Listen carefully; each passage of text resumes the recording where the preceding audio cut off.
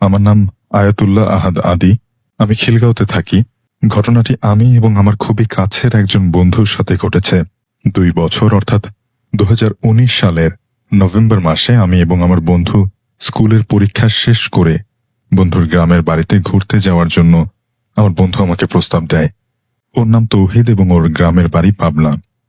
গ্রামটি খুব একটি উন্নত নয় বলতে গেলে, তা ছিল এক ধরনের মফস্বল গ্রাম। ঘরবাড়ি খুবই কম এবং গ্রামের সকলে বেশ কাছাকাছি বসবাস করে। যেদিন আমরা বন্ধুরা গ্রামে গিয়ে পৌঁছাই, ওই দিন সারাদিন গ্রামটি ঘুরে ঘুরে দেখি আমি এবং আমার বন্ধু। গ্রামে দর্শনীয় স্থান বলতে গেলে 2 মাইল দূরে একটা ভাঙা কালী মন্দির। এত দূরে না গিয়ে আমরা গ্রামের মেঠো পথ ধরেই হাঁটতে থাকি।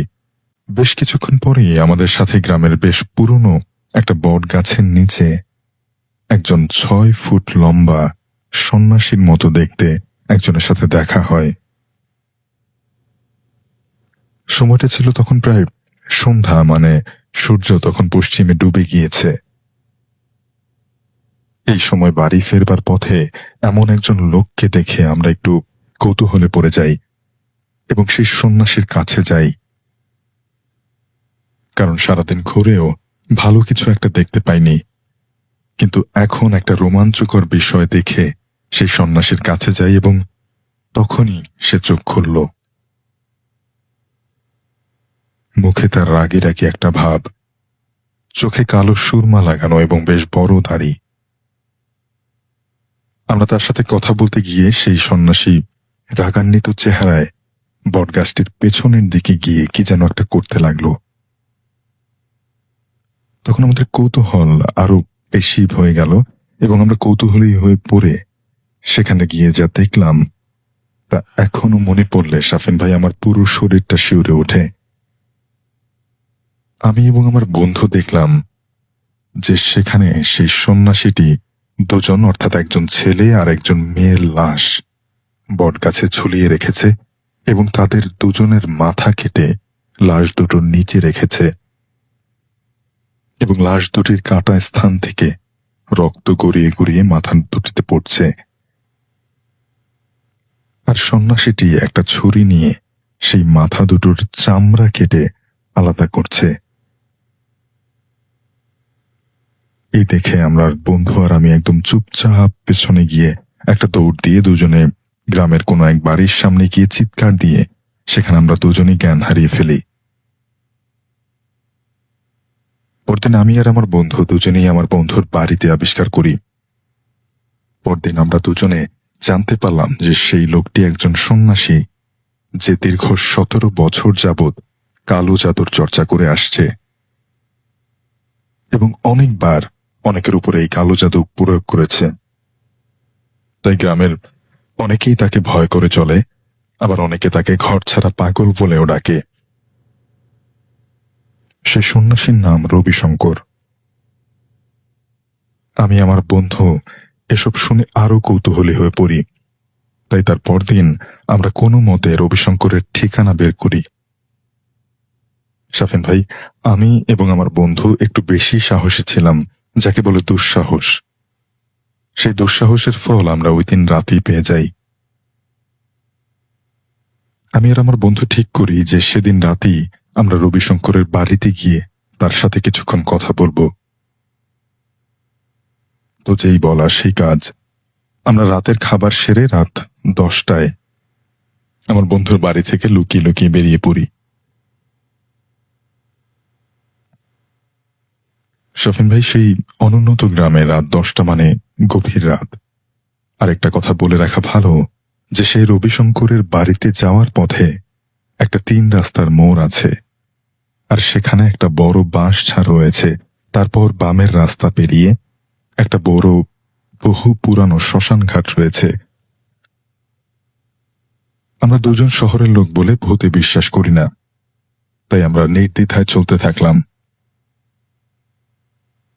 যখন আমরা সেই বাঁশ ঝাড়ের সামনে থেকে যেতে নিব, তখনই একটা বড় পাওয়ালা কি যেন একটা অবয়ব আমাদের পথ আটকালো আর বলল যে আমরা কোথায় যাচ্ছি এই পথ দিয়ে। তখন আমরা একটু বিচলিত হয়ে যাই এবং সত্যিটা বলি যে আমরা রবিশঙ্কর নামের এক সন্ন্যাসীর বাড়িতে যাচ্ছি। এই কথা শুনে অবয়বটি কি জানি বিড়বিড় করে একটা বিকট শব্দ করে উধাও হয়ে যায়। যাই হোক, আমরা এটাকেও একটা হ্যালুসিনেশন ভেবে স্বাভাবিক হয়ে যাই। বাকি পথটুকু, এমনকি শ্মশানঘাট পাড়ি দেওয়ার সময়ও কিছু ঘটল না আমাদের সাথে। যেখানে আমরা প্রস্তুতি নিয়ে রেখেছিলাম যে কিছু একটা ঘটবে, কিন্তু তেমন কিছুই একটা ঘটল না আমাদের সাথে। আমরা নিরাপদেই সেই ঠিকানা মতো সেই স্থানে পৌঁছে যাই। জায়গাটা ছিল খুবই গা ছমছমে। পুরনো একটা ভাঙাচোরা ঘর এবং তার পেছনে একটা তাল গাছ, আর চারিদিকে বন জঙ্গল ঘেরা। আমরা দুজন তখন সেই পরিবেশ দেখে বেশ ভয় পেয়ে যাই। তখন আমরা একটু ভীতু কণ্ঠে রবিশঙ্করের নাম নিতেই সে একটি ভাঙা কিছু একটা নিয়ে এসে আমাদের সামনে বসল। আমরা দুজন তখন তার সাথে কালো জাদু নিয়ে কথা বলতে নিয়ে, এবং সে এটা নিয়ে শুনে একটু বেশি খুশি হয়ে উঠল এবং আমাদের বসতে বলল। কিছু না পেয়ে আমরা মাটিতে বসি। সময়টা তখন নভেম্বরের শেষের দিকে হওয়ায় গ্রামের বেশ শীতল একটা পরিবেশ সৃষ্টি হয়েছে। তখন আমি রবিশঙ্করের সাথে কথা বলতে বলতে হঠাৎ রবিশঙ্কর বলে উঠল যে, তোরা শহরের পোয়ারা কি প্রেতে বিশ্বাস করস, যে লেগে আমার কাছে আইসোস এগুলো জিজ্ঞাইতে? তখন আমি একটু রেগে গিয়ে বললাম যে আমি ওসব ভূতে বিশ্বাস করি না। তারপর আমি আরো বললাম যে আমি ভূত দেখতে চাই। তখন আমার বন্ধু তৌহিদ আমার হাতটা চেপে ধরে বলল যে, চলে যাই এখান থেকে, এর সাথে লাগতে যাস না। তখন রবিশঙ্কর তার ঘর থেকে কিছু জিনিসপত্র নিয়ে আসে। অনেক অন্ধকার ছিল বলে চাঁদের আবছা আলোতে যা দেখি তা হলো একটা বাসন, কিছু ফুল, কিছু কাটা চুল, একটা খলি এবং একটা লাঠির মতো কিছু একটা। লাঠিটা দিয়ে সে আমাদের দুজনের চারিদিকে গোল করে দুটি বৃত্ত এঁকে দিল এবং কি যেন একটা বিড়বিড় করে পরে ফু দিল। তারপর সে বলল যে যাই হোক না কেন, এই বৃত্ত থেকে যেন আমরা বের না হই। তারপর সেও একটি গোল বৃত্তের মধ্যে বসে পড়ল। আমি বলে উঠলাম যে আপনার তো অনেক ক্ষমতা, আপনার এটা কেন দরকার? সে বলল যে শয়তান মাঝে মাঝে অনিয়ন্ত্রিত হয়ে পড়ে, তাই সুরক্ষা নিয়ে রাখা ভালো। এরপর রবিশঙ্কর আকাশের দিকে তাকিয়ে কি জানি একটা পড়তে থাকলো এবং জোরে জোরে যে রবিশঙ্কর যেন কারো কাছে আকুতি মিনতি করছে। তারপর হঠাৎ একটা শীতের দিনে আমরা দুইজন গরম একটা বাতাস অনুভব করি। অতঃপর রবিশঙ্কর বলে উঠল যে তারা আসছে। এটা শুনে আমাদের দুজনের মনে একটা অজানা ভয় করতে থাকে এবং আমরা ঘামতে শুরু করি। হঠাৎ রবিশঙ্কর একটা বিশ্রী হাসি দিয়ে আমাদের দিকে তাকিয়ে থাকে। তারপর আমরা যা দেখি তা কখনোই কেউ দেখতে চাইবে না। আমরা দেখি যে সেই বাড়ির পেছনের তাল গাছ থেকে এক ধরনের গোঙানির আওয়াজ আসছে এবং আমাদের চোখ সেখানে পড়তেই আমাদের শির দ্বারা দিয়ে একটা ঠান্ডা স্রোত বয়ে গেল। আমরা দেখলাম যে তাল গাছের উপরে একটা মেয়ে দুপা ছড়িয়ে অদ্ভুতভাবে বসে আছে এবং একটা বিশ্রী হাসি দিয়ে আমাদের দিকে তাকিয়ে আছে। কিছুক্ষণ পরেই সেই মেয়েটি একটা বিকট চিৎকার দিয়ে উড়ে এসে আমাদের একদম ঠিক 1 ফিটের মতো দূরত্বের সামনে এসে দাঁড়িয়ে পড়ল। তারপর আমরা তাকে চিনতে পারলাম যে এই সেই মেয়ে যার লাশ আমরা সেদিন মাথাহীনভাবে ঝুলতে দেখেছিলাম বটগাছে। তার গা থেকে অনেক বিশ্রী একটা দুর্গন্ধ আসছে, যেন অনেক দিনের লাশের মতো। তার চোখের কোটরে কোনো চোখ নেই, শুধুই কালো। দেহের বিভিন্ন স্থানে বড় বড় ক্ষত, গা বেয়ে ঘন লাল রক্ত গড়াচ্ছে, সেটা আমরা টের পাচ্ছি। সে আমাদের দুজনের দিকে আরো এগিয়ে এসে তার হাত বাড়িয়ে কিছু একটা করতে যাবে, তখন কি জানি একটা অদৃশ্য আমাদেরকে রক্ষা করছে।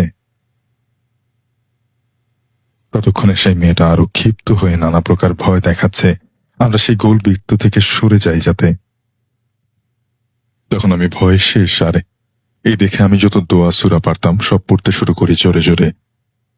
এত কিছু দেখে আমার বন্ধু তৌহিদ সহ্য করতে না পেরে সে একটা চিৎকার দিয়ে যখনই পালাতে যাবে তখন সেই অশরীরটা ঝাঁপ দিয়ে তৌহিদের উপরে পড়ে গেল আর বিশ্রীভাবে হাসতে হাসতে বলল যে, মেলা দিন পরে একটারে পাইছি, তোরে আজকে সিরালামো।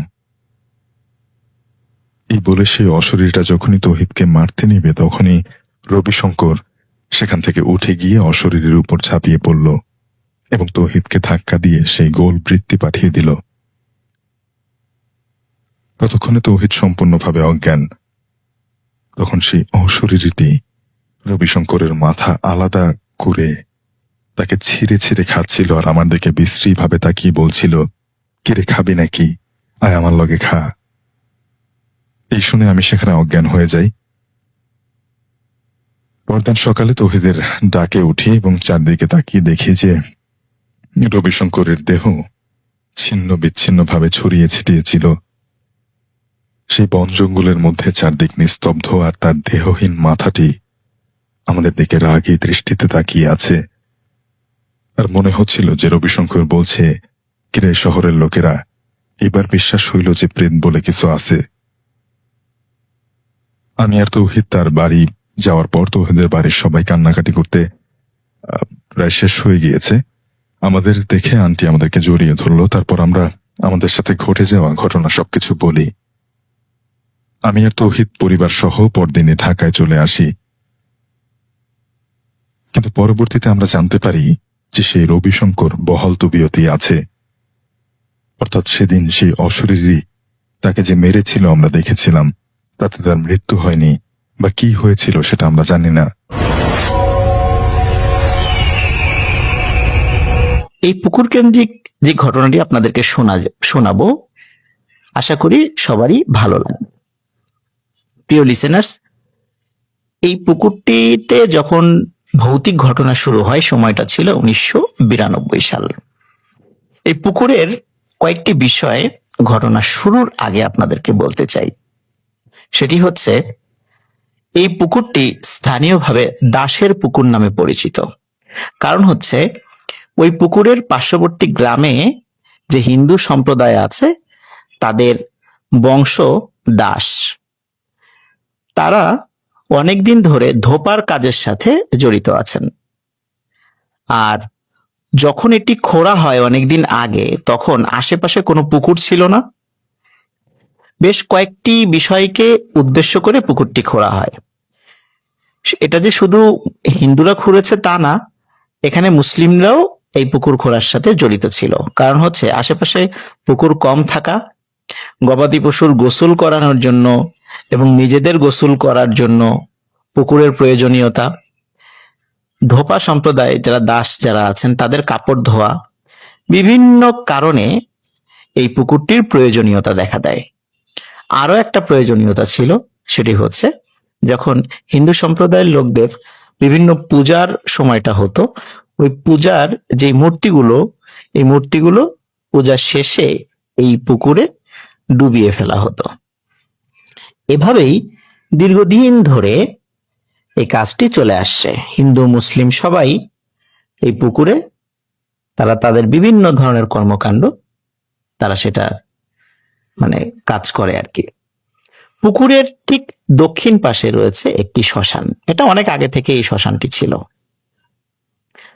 তো লিসেনার্স, 1992 সাল থেকে যখন ঘটনার সূত্রপাত হয়, সূত্রপাতটি ছিল এমন।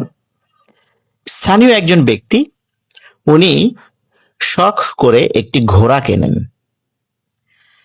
ঘোড়া কেনার পর ঘোড়াটিকে গোসল করানোর জন্য উনি দিনের বেলা কোন একটি সময়, এটা নির্দিষ্ট করে আসলে বলতে পারে নাই আমাকে, যে কোন একটি সময়ে ওই ঘোড়াটিকে পুকুরে নামিয়ে আনেন।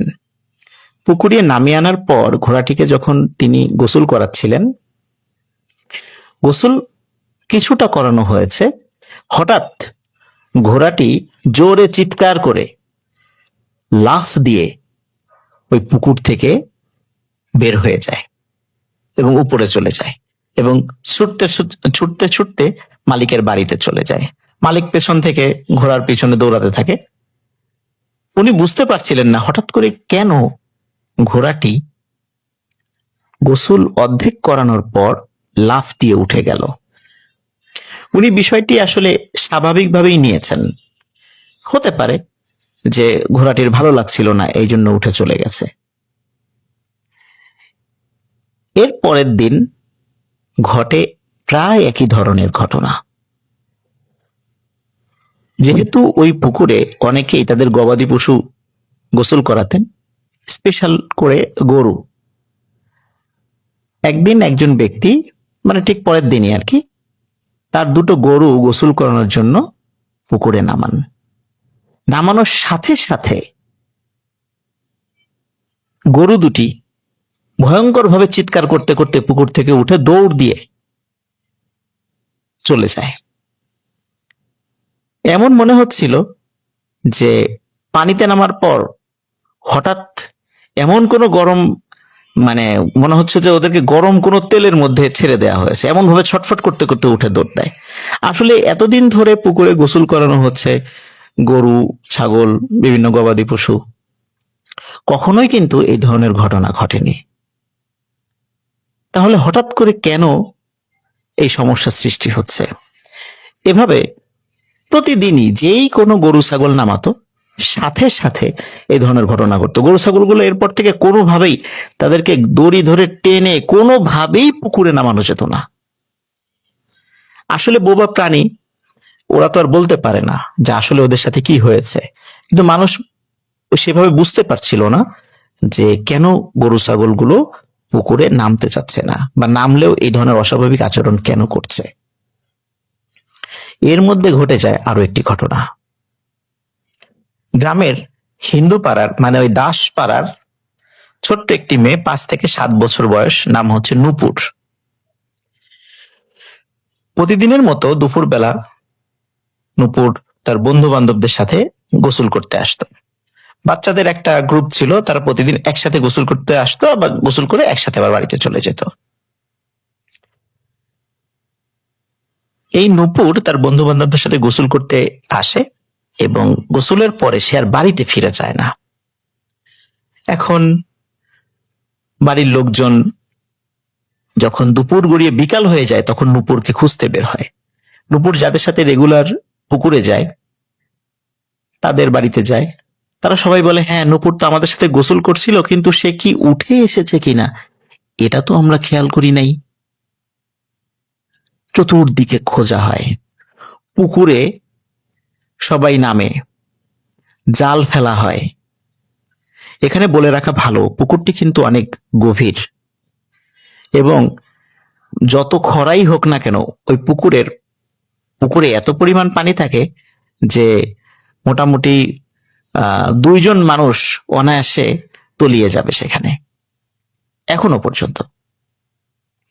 তো যাই হোক, নূপুরকে খুঁজে পাওয়া যাচ্ছিল না।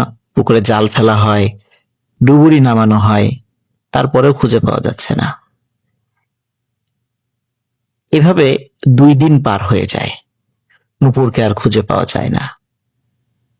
2 দিন পর সকালবেলা নূপুরকে পাওয়া যায়।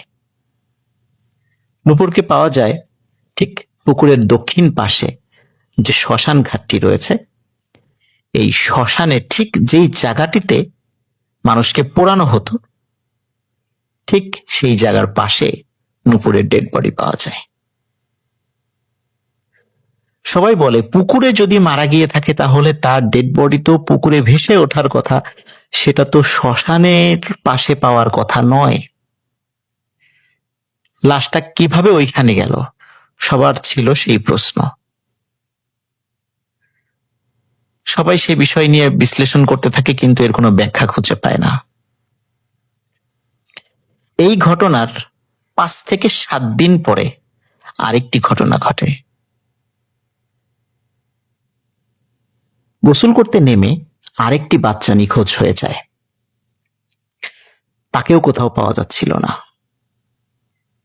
ঠিক 1 দিন পর সেই বাচ্চাটিকে শ্মশানের পাশে পাওয়া যায়। এইভাবে বাচ্চাদেরকে মৃত অবস্থায় যখন পাওয়া যাচ্ছিল, গ্রামের মধ্যে একটা আতঙ্ক সৃষ্টি হয়ে যায় যে এই পুকুরে নামার পরে কেউ না কেউ উঠছে না, আবার পুকুরে লাশও ভেসে উঠছে না, লাশটা পাওয়া যাচ্ছে শ্মশানের কাছে। এটা কেন হচ্ছে? সবার মধ্যে যে যখন এই আতঙ্ক সৃষ্টি হয়ে যায়, তখন গ্রামের অধিকাংশ পরিবারের বাচ্চাদেরকেই এই পুকুরে গোসল করানোর জন্য পাঠানো হতো না। প্রথম যেই দুটি মৃত্যু ঘটে, এই দুটি মৃত্যুর ঘটনা ছিল হিন্দু পরিবারের সাথে। তখনও মুসলিম পরিবারের বা মুসলিম পাড়ার কারো সন্তানের মৃত্যু ঘটেনি। কিন্তু থার্ড নাম্বারে গিয়ে একটা মুসলিম পরিবারের সন্তানের মৃত্যু ঘটে। ঠিক একই রকম ভাবে তার লাশও শ্মশানের পাশে পাওয়া যায় একদিন পর।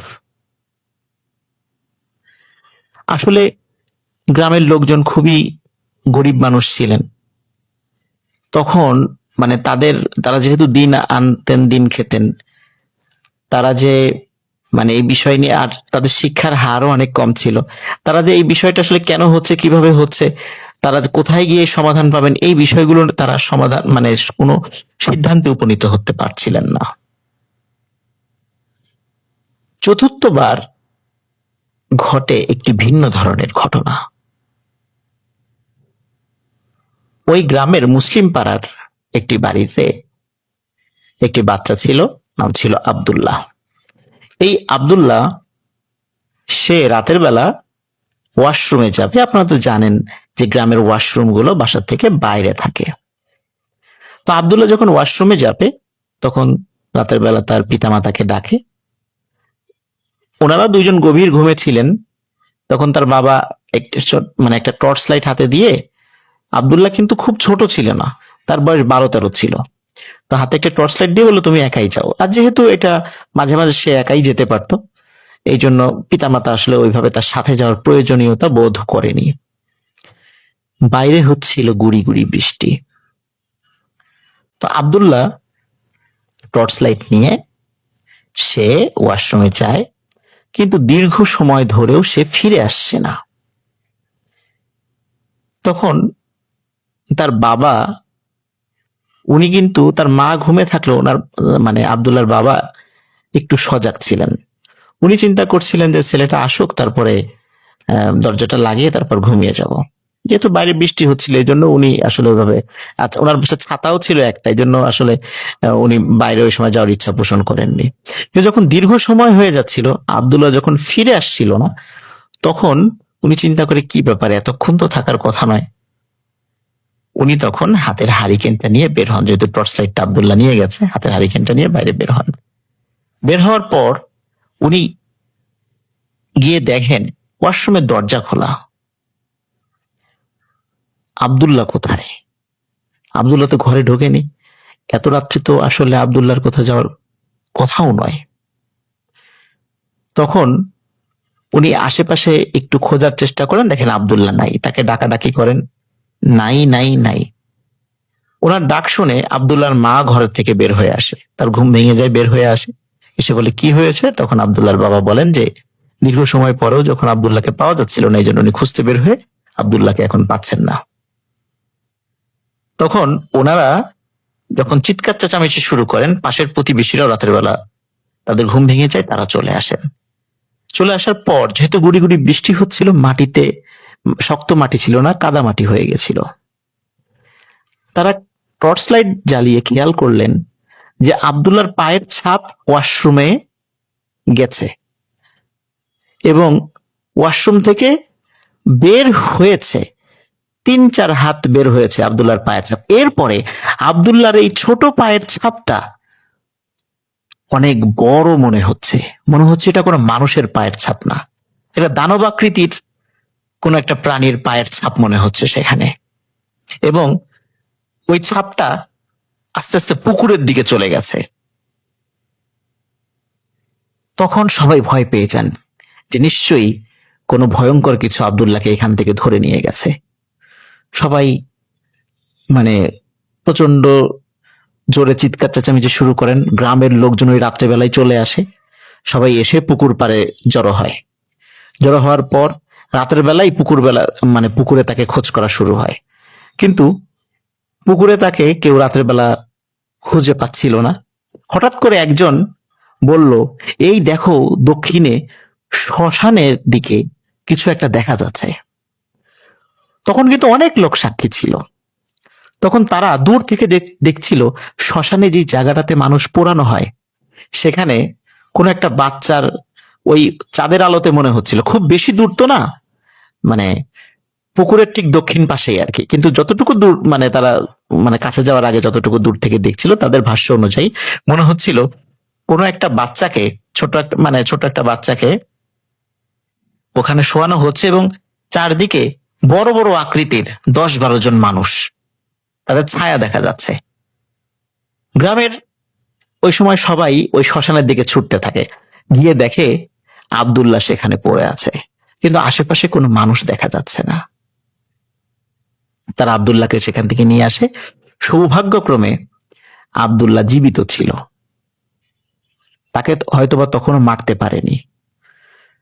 আব্দুল্লাহকে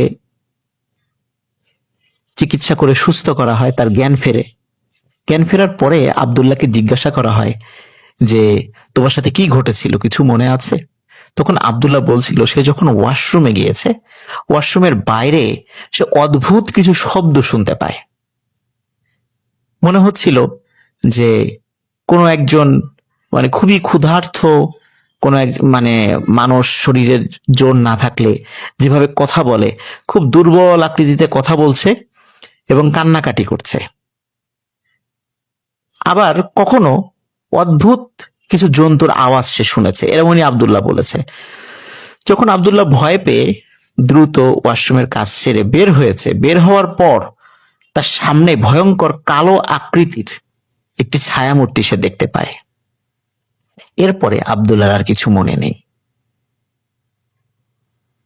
গ্রামে এই ধরনের অদ্ভুত ঘটনা, স্পেশালি বাচ্চাদের সাথে যখন এই ধরনের ঘটনা ঘটছিল, 3টা বাচ্চা অলরেডি মারা গেল, আব্দুল্লাহ কোনো মতে জীবিত ছিল, তখন গ্রামের লোকজন চিন্তা করে যে একজন ভালো হুজুরের শরণাপন্ন অবশ্যই হতে হবে, তা না হলে এই ধরনের বাচ্চা মিসিং হয়ে যাবে বা মারা যাবে, এটা কেন, এটা তো সমাধান করার দরকার।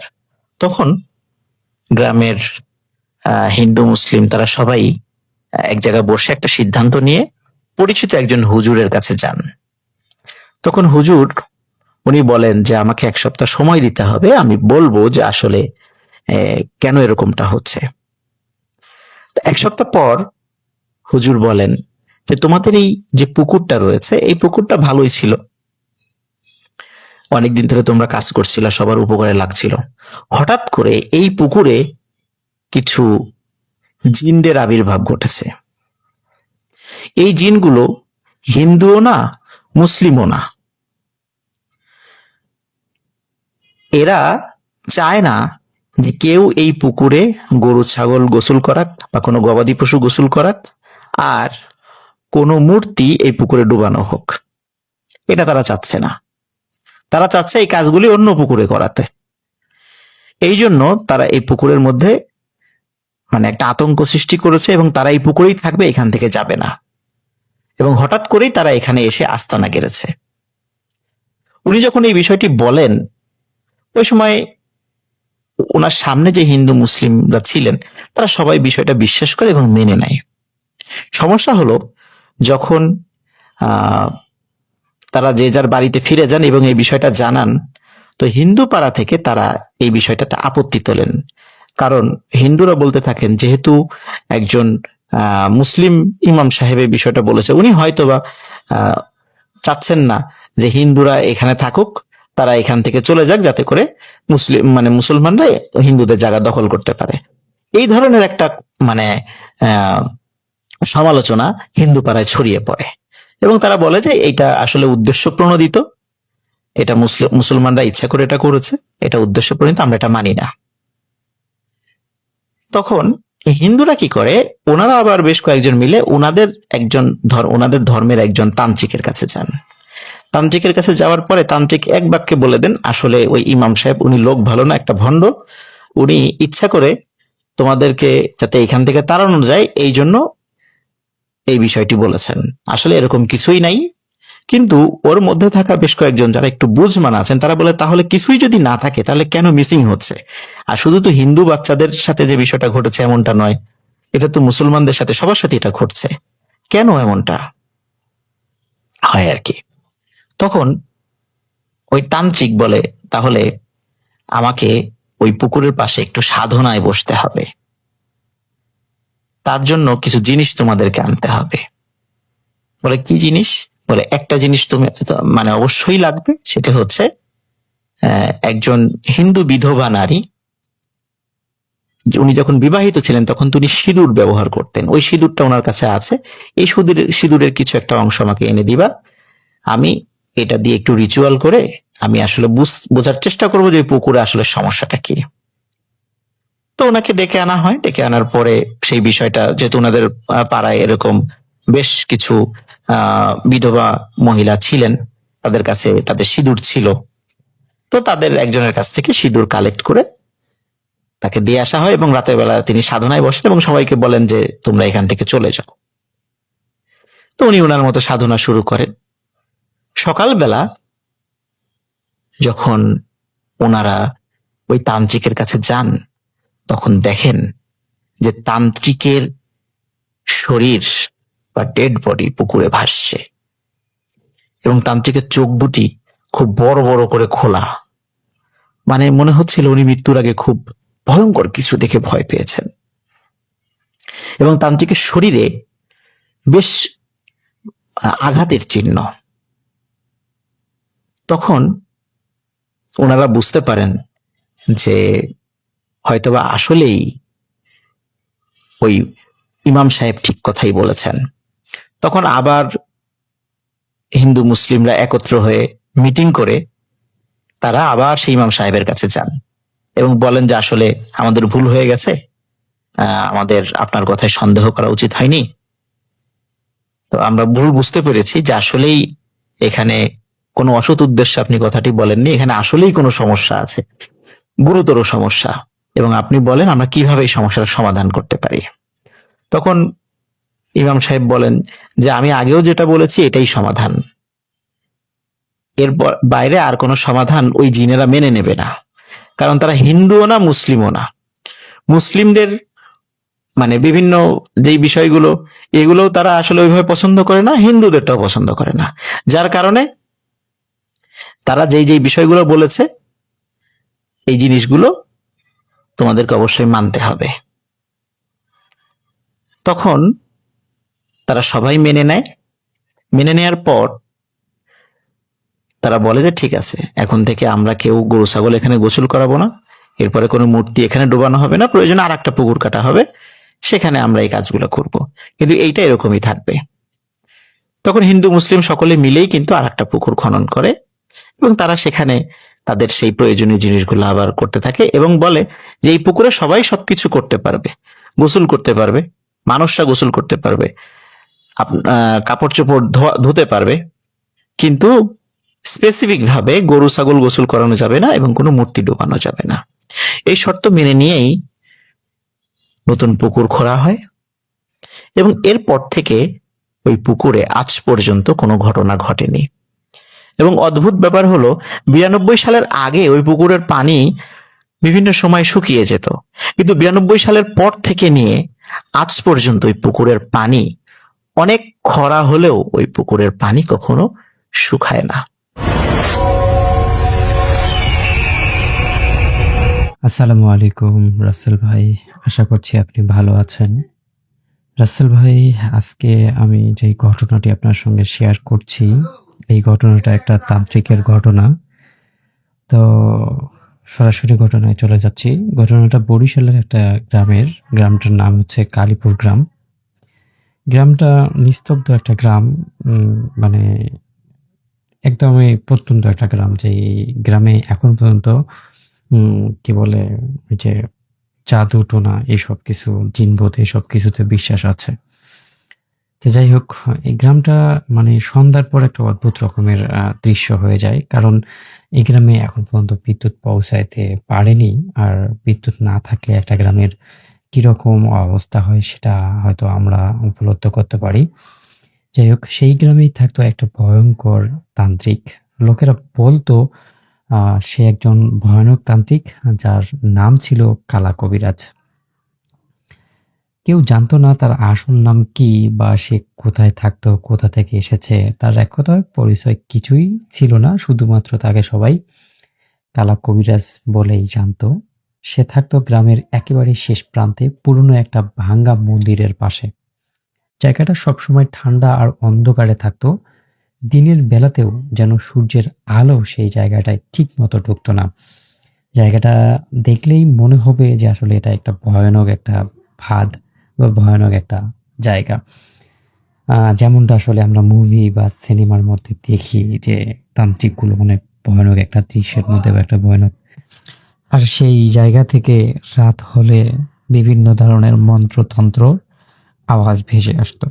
মানুষ আসলে জানতো না কালা কবিরাজ মূলত কি করে, কিন্তু সবাই এতটুকু জানতো যে সে কোনো মানুষের ক্ষতি করে না বা সে আসলে কারোর ডিস্টার্ব করে না। তো কিছুদিন পর আর কি, বেশ কিছুদিন পর গ্রামের মানুষ বলাবলি শুরু করতো যে সে নাকি মৃত আত্মাদের ডেকে আনতে যে একটা তপস্যা আছে, যে একটা মানে তান্ত্রিকের একটা যে কি বলে এটাকে চর্চা আছে, সেই চর্চা সে করতো আর কি। মৃত আত্মাদের সঙ্গে কথা বলার চেষ্টা করতো সে। একদিন সেই গ্রামের একজন খুব সাহসী যুবক, যার নাম রাশেদ মিয়া, সে ঠিক করলো সে আসলে এই বিষয়টা আসলে সত্যি সত্যি হয় কিনা, কোনো আত্মাকে ডাকা বা কোনো আত্মার চর্চা করা বা ওই কালা কবিরাজ আসলে সেখানে কি করে সেইটা জানার জন্য সে চেষ্টা শুরু করে দেয়। আর এটা জানার পর মানে এটা সে ঠিক করার পর সে সেই যে কালা কবিরাজ আছে তার যে আস্তানাটা আছে সেই জায়গার খোঁজ খবর রাখতে শুরু করে। কখন সে বের হয়, কখন সে কি করে, কখন কি না করে, এই সব কিছু সে চুপচাপ মানে পর্যবেক্ষণ করা শুরু করে দিল। তারপর এক রাতে সে ঠিক করলো এই রাতে সে ওই যে কালা কবিরাজ আছে তার যে আস্তানাটা আছে সেই আস্তানাটার একটা ভিডিও বা একটা প্রমাণ গ্রামের মানুষদেরকে দেখাবে।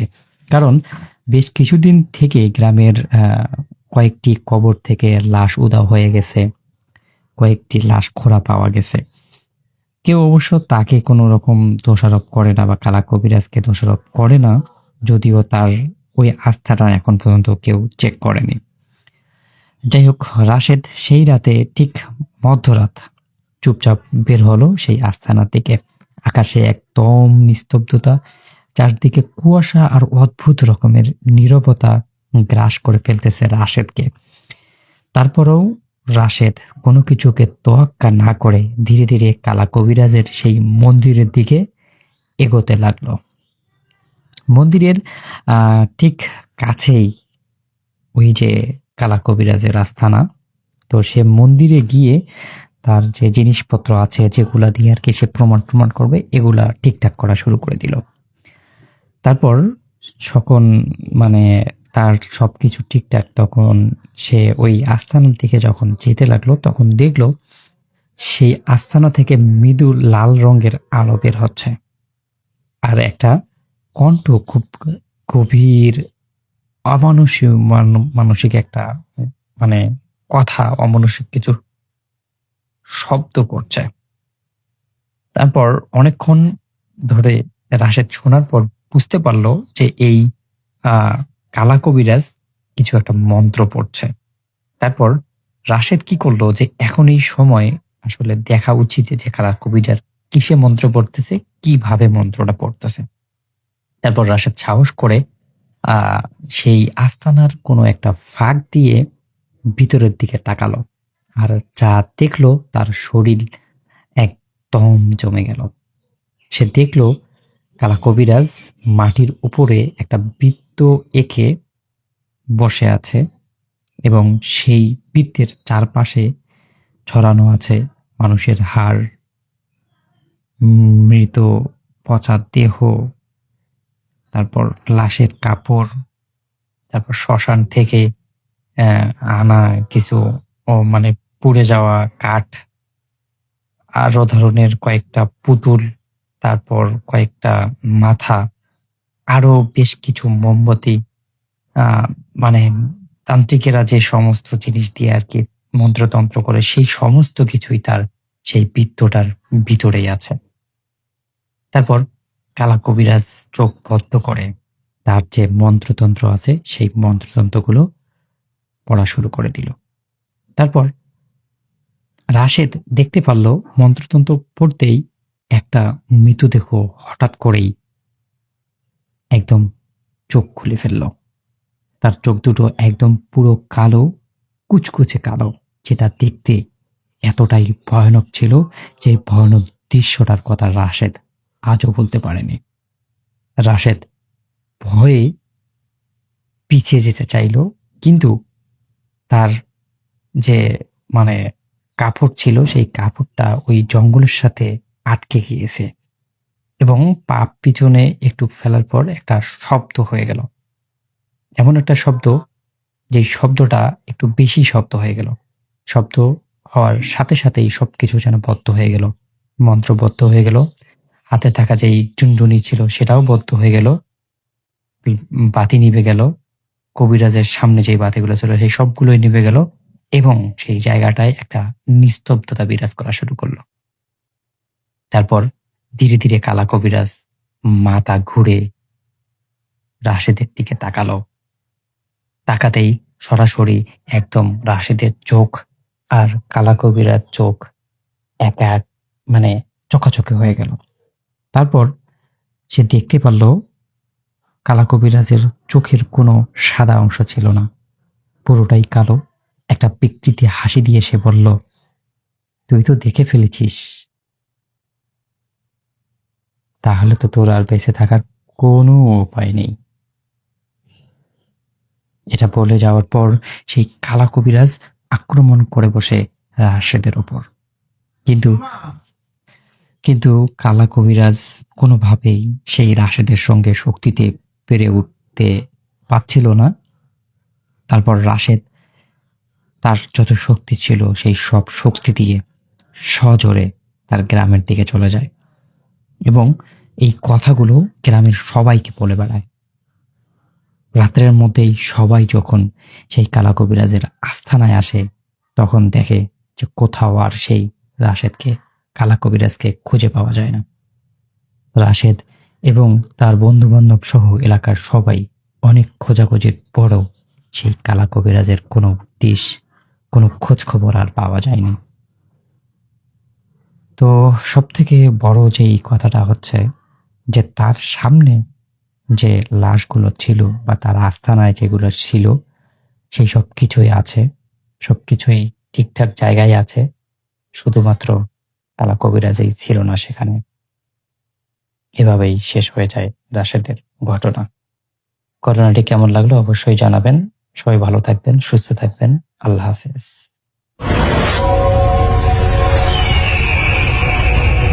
এই কাহিনীটি আল মামুনের নিজের জীবনে ঘটে যাওয়া কাহিনী। তখন সে ক্লাস 7-এ পড়ে এবং সেই 7-এ পড়া অবস্থায় তার ঈদের ছুটিতে সে বেড়াতে যায় তার ফুপুর বাড়িতে। তো তার ফুপু তখন যে কোনো একটি শহরে একটা জায়গায় জব করে, ফুপু ফুপা দুইজনই, এবং একই শহরে তার চাচাও থাকতো একই সাথে। এবং সে যখন যায় যে দেখে যে ফুপা ফুপু থাকছে একটি বিশাল কলেজ কম্পাউন্ডের মধ্যে, এবং সেই কলেজ কম্পাউন্ডের এক পাশে হচ্ছে তাদের অ্যাকচুয়ালি যে স্টাফ কোয়ার্টার, যেখানে নাকি কলেজের যারা টিচার প্রফেসর যারা থাকেন, এবং মাঝখানে হচ্ছে একটি বিশাল খেলার মাঠ, এবং তার আরেক পাশে হচ্ছে কলেজের ক্যাম্পাস, আর তার এই পাশে আরেকটা ক্যাম্পাস আছে, এবং সেটা হচ্ছে পুরনো ক্যাম্পাস। সেখানে আসলে ক্লাস হয় না, কিছু ল্যাব আছে এবং কিছু পুরনো স্টাফদের থাকার জন্য কিছু জায়গা আছে। যারা মানে পুরনো স্টাফ যারা আছে, যারা অনেক স্টাফ আছে যারা ব্যাচেলার স্টাফ বা যেসব স্টাফরা এখনো তাদের কোয়ার্টার পাননি, তারা অনেকেই সেখানে থাকেন সেখানে। এবং তবে ঈদের ছুটিতে তারা সবাই বাড়ি চলে গেছেন। তো জায়গাটা বেশ ফাঁকা। তো বেশ আল মামুনের কাছে বেশ লাগে জায়গাটা, মনে হয় যে আসলে মানে অসাধারণ একটা জায়গা, এবং সে বেড়াতে এসে খুব মজা পায়। তো যাই হোক, সে ফুপুর বাড়িতে থাকে। প্রথম দিন, যেদিন প্রথম গেছে, সেই দিন সকালের পরে সে বের হয় দুপুরে কাজিনদের নিয়ে, এবং সে বেড়ানো শুরু করে। যে শহরটা সে গিয়েছিল, শহরটা খুবই জমজমাট একটা শহর, এবং মানে পুরনো, বেশ পুরনো এবং জমজমাট। তো সেখানে অনেক দোকানপাট আছে, রেস্টুরেন্ট আছে, হোটেল আছে, এবং আরো অনেক দেখার মতো জায়গা আছে। তো সব জায়গাগুলো সে কাজিনদের বলে দেখাতে, এবং আস্তে আস্তে তারা ঘুরে ঘুরে দেখে, রেস্টুরেন্টে যায়, খায়, ঘোরে রাস্তা দিয়ে, এবং বেশ আনন্দ করে। তো এরকম ঘুরতে ঘুরতেই একটা সময়, সন্ধ্যার সময় তারা চলে আসে বাসায়, এবং বাসায় এসে মানে বেশ মজা পায়। তো ফুপু বলে, কোথায় ঘুরলি? বলে যে এই এই জায়গায় গিয়েছিলাম, এটা এটা দেখলাম, বেশ ভালো লাগলো। তো বলে ঠিক আছে। তো যাই হোক, রাতে তারা কাজিনরা গল্প করতে করতে এক সময় বা তারা আড্ডা মারতে মারতে ঘুমের সময় আসে। তো ও ক্লান্ত হয়ে গিয়েছিল আল মামুন, এবং সে ঘুমের প্রিপারেশন নেয়। তো যখন ঘুমিয়ে পড়ে, ঘুমানোর আগে দিয়ে সে দেখে বাতি নিভিয়ে দিয়েছে। তো তখন সে, তার রুমটা ছিল ঠিক মানে ওই বাড়ির যে কোয়ার্টারের করিডোর ছিল জানালার কাছে। তো সে খেয়াল করে যে তখন যে জানালা দিয়ে তাকালে ওই জাস্ট কম্পাউন্ডটা, মাঠের পাশে যে কম্পাউন্ড গুলা, যেখানে নাকি কলেজের যে ক্যাম্পাসটা, যেখানে ক্লাস হয়, ক্লাসরুম গুলা, সেই জায়গাটা, সেই বিল্ডিংটাকে বেশ অবাক লাগে। মানে অন্ধকার, কেমন একটা মানে একটা বিশাল অবয়ব দাঁড়িয়ে আছে। মনে হচ্ছে যে চাঁদের আলোতে বেশ বেশ রহস্যময় একটা একটা একটা একটা বিল্ডিং। এবং জাস্ট তার পাশে যে পুরনো যে আরেকটা আছে, পুরনো বিল্ডিং, সেটাও কেমন যেন রহস্যময় হয়ে থাকে। তার কাছে কেমন লাগছে, কেমন ভোর লাগা চোখে আল মামুন একসময় ঘুমিয়ে পড়ে। তো যাই হোক, পরদিন দিনের বেলা আবার একই সময় তারা ঘোরাঘুরি করছে, আড্ডা মারছে সে তার কাজিনদের সাথে। এবং এক সময় কাজিন বলল, চল আমরা ক্রিকেট খেলি। তো কাজিনের রিকোয়েস্টে সে বলে, ওকে চলো আমরা খেলি। তো তারা সবাই মিলে চলে যায় মাঠে, সামনে যে মাঠটা আছে, মাঠে খেলার জন্য। তো যখন মাঠে যায়, মাঠে যে খেলা শুরু হয় তাদের, খেলছে তারা। খেলতে খেলতে খেলতে এক সময় তাদের একটা বল চলে যায়। আর দেখে যে বিল্ডিং এর পাশে, মানে তাদের যে স্টাফ কোয়ার্টার এবং পুরনো যেই বিল্ডিং আছে, কলেজের যে পুরনো বিল্ডিং, সেটার মাঝখানে একটা চিপা গলি ছিল, চিকন চিকন একটা গলি। এবং সেই চিকন গলিতে বেশ, এখান থেকে খুব একটা দেখা যায় না শেষ মাথা। তো বল একটা সেই গলিতে চলে যায়, এবং বলটা যখন ওখানে চলে যায়, আল মামুনের দায়িত্ব পড়ে বলটা নিয়ে আসার, এবং সে ওখান থেকে হেঁটে হেঁটে যায় সেই গলিতে। তো সে গলি দিয়ে যখন যাচ্ছে, সে খেয়াল করে যে বিল্ডিং গুলো বেশ পুরানো, এবং পুরানো বিল্ডিং বেশ বেশ ডিফারেন্ট টাইপের একটা টেক্সচার চলে আসছে দেয়ালের মধ্যে। যদিও রং করা, কিন্তু পুরনো সেই প্লাস্টারের উপরে রংটা কেমন যেন একটা টেক্সচার, এবং গলিটাও যেন কেমন যেন সরু একটা গলি চলে গেছে। এবং গলির শেষ মাথায় সে খেয়াল করে যে একটা হাউস আছে, এবং সেই হাউসে মানুষ মাছ চাষ করতো, মাছ রাখতো, বা মাছ পালতো, এরকম কিছু। তো সে হেঁটে যায়, যে বলটাকে দেখতে তাকাতে থাকে, এদিক ওদিক, গলির এদিক ওদিক তাকাতে তাকাতে সে এক জায়গায় যে বলটা পায়। তো বলটা যখন সে কুড়িয়ে নিচ্ছে, তখন তার চোখ পড়ে সামনে একটা একটা একটা উঁচু একটা পাটাতনের মতো। সেখানে দেখে যে একটা দেয়াল ঘেরা একটা কামরার মতো, এবং সেখানে টিন শেড দেওয়া, এবং মানে কেমন জানি একটা ডিফারেন্ট টাইপের পরিবেশ। এবং তার পাশে একটা বেদির মতো, এবং সেই বেদিটাতে মনে হচ্ছিল যে কিছু একটা, মানে একটা মূর্তি বা কিছু ছিল, বাট এখন নেই। কিন্তু তার আশপাশে কোনো ময়লা বা কিছু জমানো নেই, পাতা টাতা ঝরেছিল, সেগুলোকে কেউ একসাথে ঝাড়ু দিয়ে রেখে গেছে এক পাশে। এরকম একটা পরিবেশ, এরকম একটা বেদির মতো। এবং সে আরেকটু হেঁটে যায়, কেমন যেন তার খুব কিউরিয়াসিটি হয়। তো হেঁটে হেঁটে সে কাছে যায়, কাছে যেয়ে দেখে যে সেই বেদির কাছে কি জানি জবা ফুল রেখে গেছে কয়েকটা। এবং এটা দেখে সে কেমন জানি একটা আজব তার কাছে লাগে, এবং পরিবেশটাও কেমন ঘোর লাগা একটা পরিবেশ। এবং তখন কিন্তু মানে বেশ বেলা পড়ে এসছে, মানে আর কি দুপুরটা গড়িয়ে গেছে কেমন জানি। এবং তার কাছে কেমন লাগা শুরু করে, মানে কেমন একটা ঘোর লাগা একটা মানে পরিবেশ, মানে কোন একটা অমোঘ আকর্ষণ তাকে টানতে থাকে সে বেদিটার দিকে। তো এরকম একটা চিন্তার মধ্যে সে ছিল। তো এই সময় হঠাৎ করে সে খেয়াল করে যে তাকে জোরে ডেকে উঠেছে তার এক ভাই ছিল, তার এক কাজিন, এবং সে তাকে ডেকে ওঠে। এবং সে ডেকে ওঠাতে সে আটকে ওঠে হঠাৎ করে জোরে ডাকাতে। তাকে দেখে তাকে বলে, এই তুই এখানে কি করিস? এখানে কি, তুই এখানে আসছিস কেন? তো বলে যে আমি এমনি বল নিতে আসছি। বলে এদিকে আয়। তো তারপরে দেখে যে তার কাজিন হেঁটে চলে আসে, তো তাকে নিয়ে বলে, এদিকে আয়, তাড়াতাড়ি চল। ডেকে তাকে নিয়ে যায় বাসায় নিয়ে। তো সেই কাজিন তার মাকে বলে যে, জানো তুমি ও কোথায় গেছিল? ওই যে ওই বিল্ডিং এর পিছনে ওই ইসের কাছে গেছিল, মন্দিরের কাছে গেছিল। তো তখন তার ফুপু তাকে জিজ্ঞেস করলো, ওদিকে কেন গেছিলি? বলে যে, আমি এরকম বল খেলতে গেছিলাম, বল আনতে গেছিলাম। বলে, ওদিকে যাইস না। তাড়াতাড়ি তার ফুপু দেখে যে তাকে ডেকে নিয়ে তার মাথায় হাত বুলিয়ে দেয় এবং কিছু দোয়া পড়ে তাকে ফু দিয়ে দেয় আলমামুনকে। এবং আলমামুন একটু অবাক হয় যে কেন হঠাৎ এরকম হলো। তো সে অবাক হয় এবং সে বুঝতে পারে না আসলে ব্যাপারটা নিয়ে। বলে, ওদিকে যাবি না, ওই জায়গাটা যাবি না, জায়গাটা ভালো না। তো যাই হোক, এটা শুনে আলমামুন একটু অবাক হয়। মানে সে এটারে নিয়ে মানে খুব একটা মানে একটা চিন্তা করে, আসলে তার মাথায় আসলে একটা চিন্তা আসে যে কেন জায়গাটায় যেতে মানা করলো, আর জায়গাটাই বা এমন কেন, এবং আমার কেন এরকম আকর্ষণ লাগলো জায়গাটা সম্পর্কে। তো যাই হোক, এরকম সে চিন্তা করতে থাকলো। তো একটা সময় চিন্তাটা ফিকে হয়ে এলো। এই চিন্তাটা নিয়ে আসলে সে আর ভাবতে মানে মানে তার মাথায় থাকলো না আসলে। এর মধ্যে বাসায় কিছু রিলেটিভ এলো সারাদিনের শেষে এবং সন্ধ্যার দিকে, এবং তারা এসে খুব গল্প আড্ডা মারতে থাকলো। এবং তারা আসছে আসলে বাইরে থেকে, শহরের বাইরে থেকে। তো তারা যখন আসছে তাদের সাথে বেশ সময় কাটাতে কাটাতে দেখা গেল যে তারা আসলে ওই দিন থাকবে।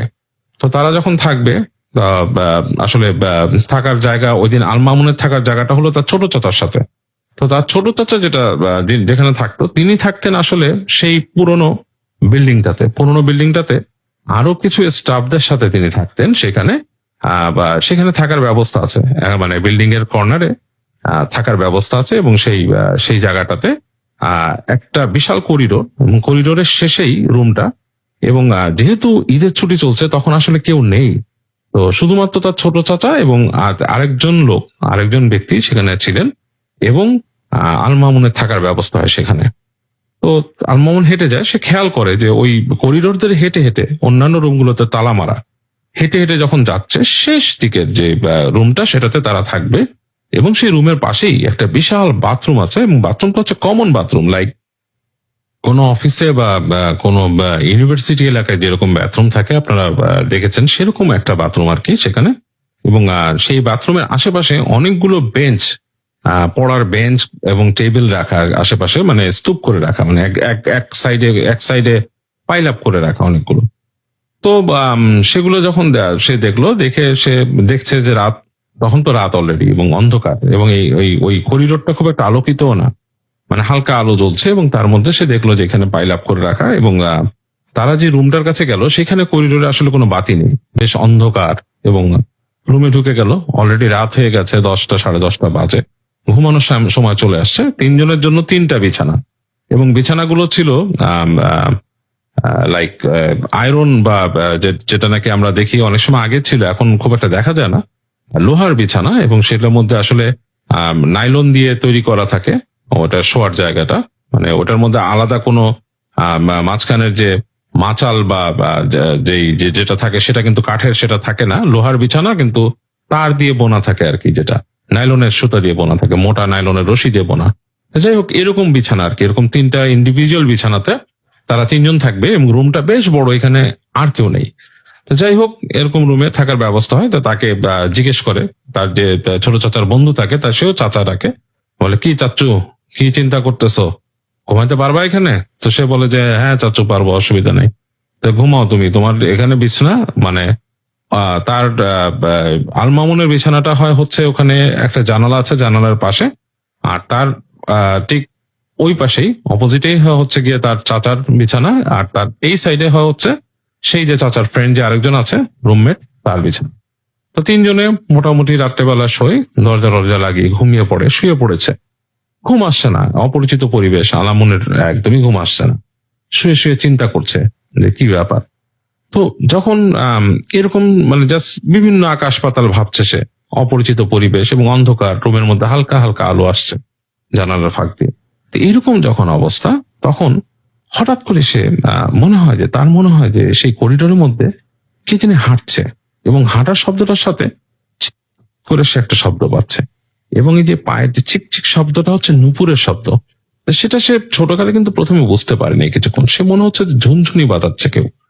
কিছুক্ষণ পরে সে বুঝতে পারে যে একটা ঝুনঝুনি বা নূপুর, বা সে চিন্তা করেছে যে মেয়েদের পায়ে থাকে যেরকম, সেই ধরনের নূপুর টাইপের একটা শব্দ। এবং তার সাথে হালকা একটা ভারী শব্দ, মানে মানুষ যদি হেঁটে যায় খালি পায়ে, যেরকম একটা শব্দ হয় সেরকম একটা শব্দ করিডোর, এবং কিছুক্ষণ পর সে শুনতে পায় মেয়ে মানুষের কণ্ঠে গান গাওয়ার শব্দ। তো ও চিন্তা করে যে এই করিডোরে কে আসছে, এই রাতের বেলা এই করিডোরে কে আসছে এবং কে এরকম গান গাইছে, এরকম করছে। তারপর সে একটু শব্দ পায়, একটু ওই পাশে যে বাথরুমের যে জায়গাটা, সেখানে একটা হাসির শব্দ পায়, মেয়ে মানুষের হাসির শব্দ, এবং বেশ অস্বস্তিতে পড়ে। সে চিন্তা করে এই জায়গায় কে আসছে, কোন মেয়ে মানুষ আসছে, কোন মেয়ে মানুষ হাসছে। ব্যাপারটা মানে তার কাছে বেশ অস্বস্তি লাগে, এবং তার কাছে একটু মানে বেশ অস্বস্তি, মানে ভয় ভয় অস্বস্তি লাগা শুরু করে, কারণ দেখা যাচ্ছে কোনো শব্দ নেই।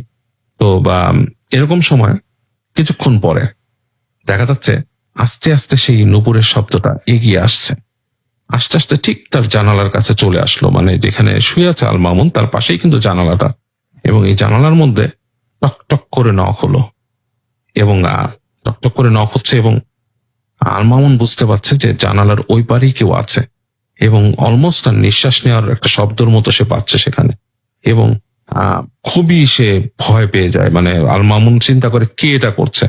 আল মামুন চুপচাপ দোয়া পড়া শুরু করে, কারণ তার কাছে ব্যাপারটা অশরীরই মনে হয়, তার কাছে কিন্তু আসলে এটা লৌকিক মনে হচ্ছে না, আসলেই সেটা লৌকিক ছিল না।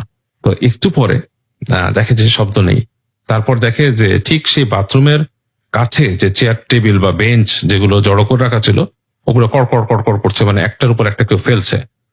তো যখন এই শব্দগুলো হওয়া শুরু করলো, মানে বেঞ্চের উপর বেঞ্চ ফেলার মতো একটা শব্দ, তখন আল মামুনের যে চাচার বন্ধু ছিল তিনি বলেন যে, ভাগিনা তুমি কি শুনছো এগুলা? তখন সে বলে যে জি চাচ্চু শুনতেছি। বলে এগুলো ভয় পেও না, ভয়ের কিছু নাই, তুমি দোয়া পড়ো, দোয়া পড়লে ঠিক হয়ে যাবে।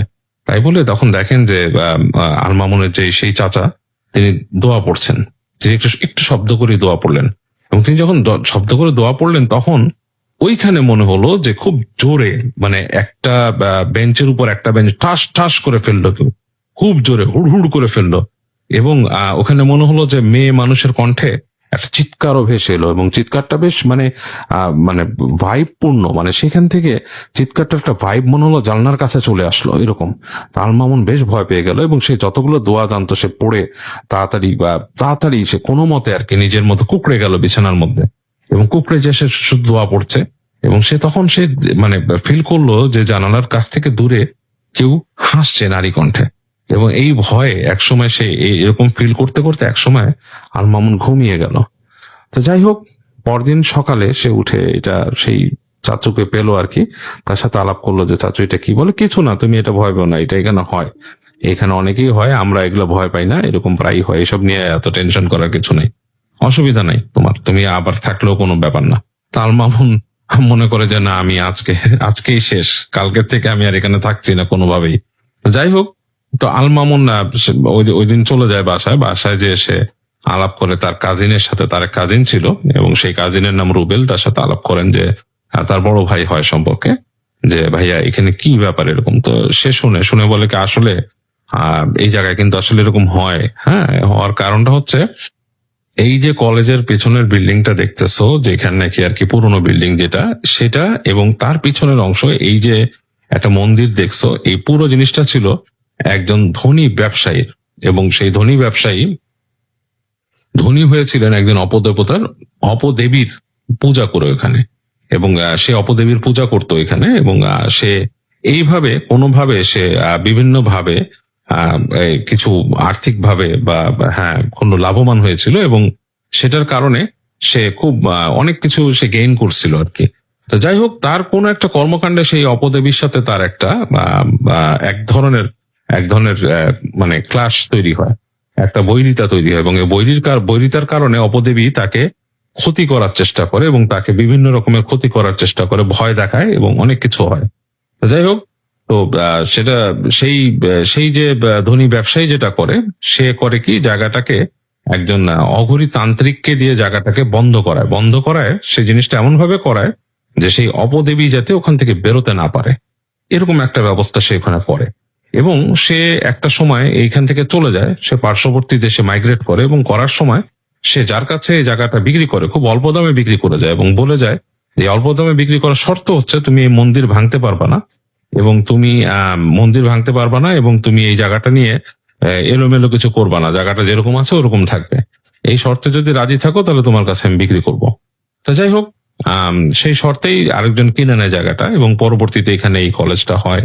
এবং যার ফলে ওই অপদেবী নাকি ওখান থেকে বেরোতে পারেনি, বাট যেটা হয় অপদেবী ওই জায়গায় থাকে, এবং বিভিন্ন ভাবে নাকি মানুষকে এরকম সে এভাবে দেখা দেয় এবং বদার করে, এবং এই কথাটা নাকি প্রচলিত আছে। যাই হোক, এই ঘটনাটা আল মামুনের কাজিন আল মামুনকে বলে, এবং আল মামুন এটা শুনে বেশ রোমাঞ্চিত হয়, ভয়ও পায়, এবং সে ওখানে আসলে বেশি দিন আর ছিল না। সে কিছুদিন ওখানে থাকার পরে কয়েকদিন থেকে, এবং যে কয়দিন ছিল সে ওই লেনটাকে এড়িয়ে চলেছে, সেই লেনে আর ঢোকেনি, বা সেই যে পুরোনো বিল্ডিং এও সে আর থাকেনি। সে স্টাফ কোয়ার্টারেই ছিল, এবং তারপরে সে আস্তে ধীরে ওখানে যে কয়দিন ছিল সেই কয়দিন নাকি রাতের বেলা সে একটা স্বপ্ন দেখতো, এবং স্বপ্নটা খুব একটু উদ্ভট টাইপের ছিল। সে স্বপ্নের মধ্যে দেখতো যে একটা নারী মূর্তি তাকে ডাকতেছে, এবং সেই নারী মূর্তির চেহারা সে বুঝতে পারতো না, বেশ আবছা একটা চেহারা নারী মূর্তি তাকে ডাকতো, এবং সে দেখতো যে ডাকতো কোথায় দাঁড়িয়ে, সেই যে করিডোরের কাছে দাঁড়িয়ে দাঁড়িয়ে ডাকছে। তো এরকম স্বপ্ন সে দেখতো। তো এর মধ্যে সে যখন বাড়ি ফিরে যায়, তার নিজের ভাষায় ফিরে যায়, তখন তার মা তাকে দোয়া টোয়া করে, এবং সে মাকে বলে যে এরকম এরকম আমি স্বপ্ন দেখি, এরকম এরকম ব্যাপার। তো তার মা তাকে দোয়া পড়ে দেয়, এবং তাকে বেশ ঝাড়ফুঁক করে দেয়, এবং বলে যে আসলে এরকম কোনো জায়গায় যাওয়া তো ঠিক না বাবা, তুমি কেন গেছিলা, কি করবা আর। যাই হোক, দোয়া পড়ে দেয়, এবং সে আস্তে আস্তে তার এই স্বপ্নগুলো কেটে যায়, সে যেহেতু ওখান থেকে চলে আসছে। এবং এইভাবেই আল মামুনের কাহিনীটি শেষ হয়ে যাচ্ছে। তা এই ছিল আল মামুনের কাহিনী। সালটা 1993। আমি তখন খুব ছোট ছিলাম, সম্ভবত 4 বা 5 বছর মতো বয়স। আমার বাবার চাকরির জায়গা বদলি হওয়াতে তিনি দি গ্রেট কারু থেকে জোহান্সবার্গে জ্যান্স ম্যাটস এয়ারপোর্টে শিফট করেন। কয়েক মাস বাসা ভাড়া বাড়িতে কাটানোর পর বাবা খুব সস্তায় কেনার মতো একটা বাড়ির সন্ধান পান। নরকেম পার্কের আপবিট এরিয়া, যা বাবার জন্য যাতায়াতের অনেক সুবিধা হয়েছিল। বাড়িটা অনেক বড়, এবং ওখানে একটা সুইমিং পুলও ছিল। বাবা আর মা মিলে বেশ অনেকগুলো নতুন ফার্নিচার কিনে এনে নিজেদের নতুন বাড়ি গুছিয়ে ফেললেন। আমার মা প্রতিদিন সকাল সকাল ঘুম থেকে উঠে বাবার জন্য নাস্তা তৈরি করতেন। তারপর বাবা যখন অফিসে চলে যেতেন, তখন আবার তিনি বিছানায় শুয়ে কিছুক্ষণ ঘুমিয়ে নিতেন।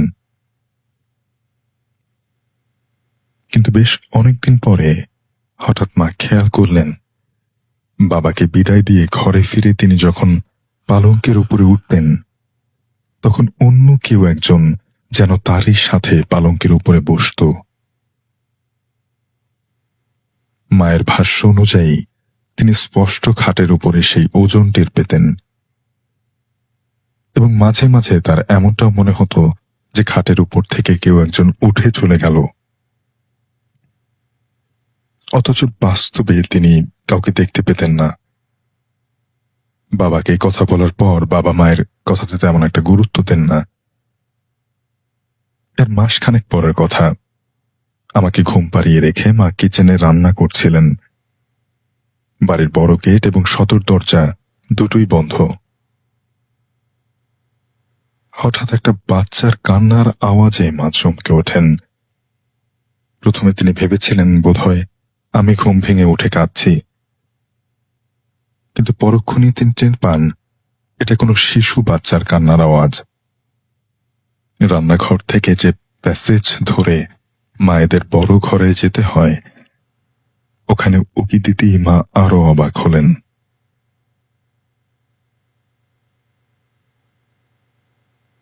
কুচকুচে কালো একটা শিশু বাচ্চা হামাগুড়ি দিয়ে মায়ের দিকে এগিয়ে আসছে আর কাঁদছে।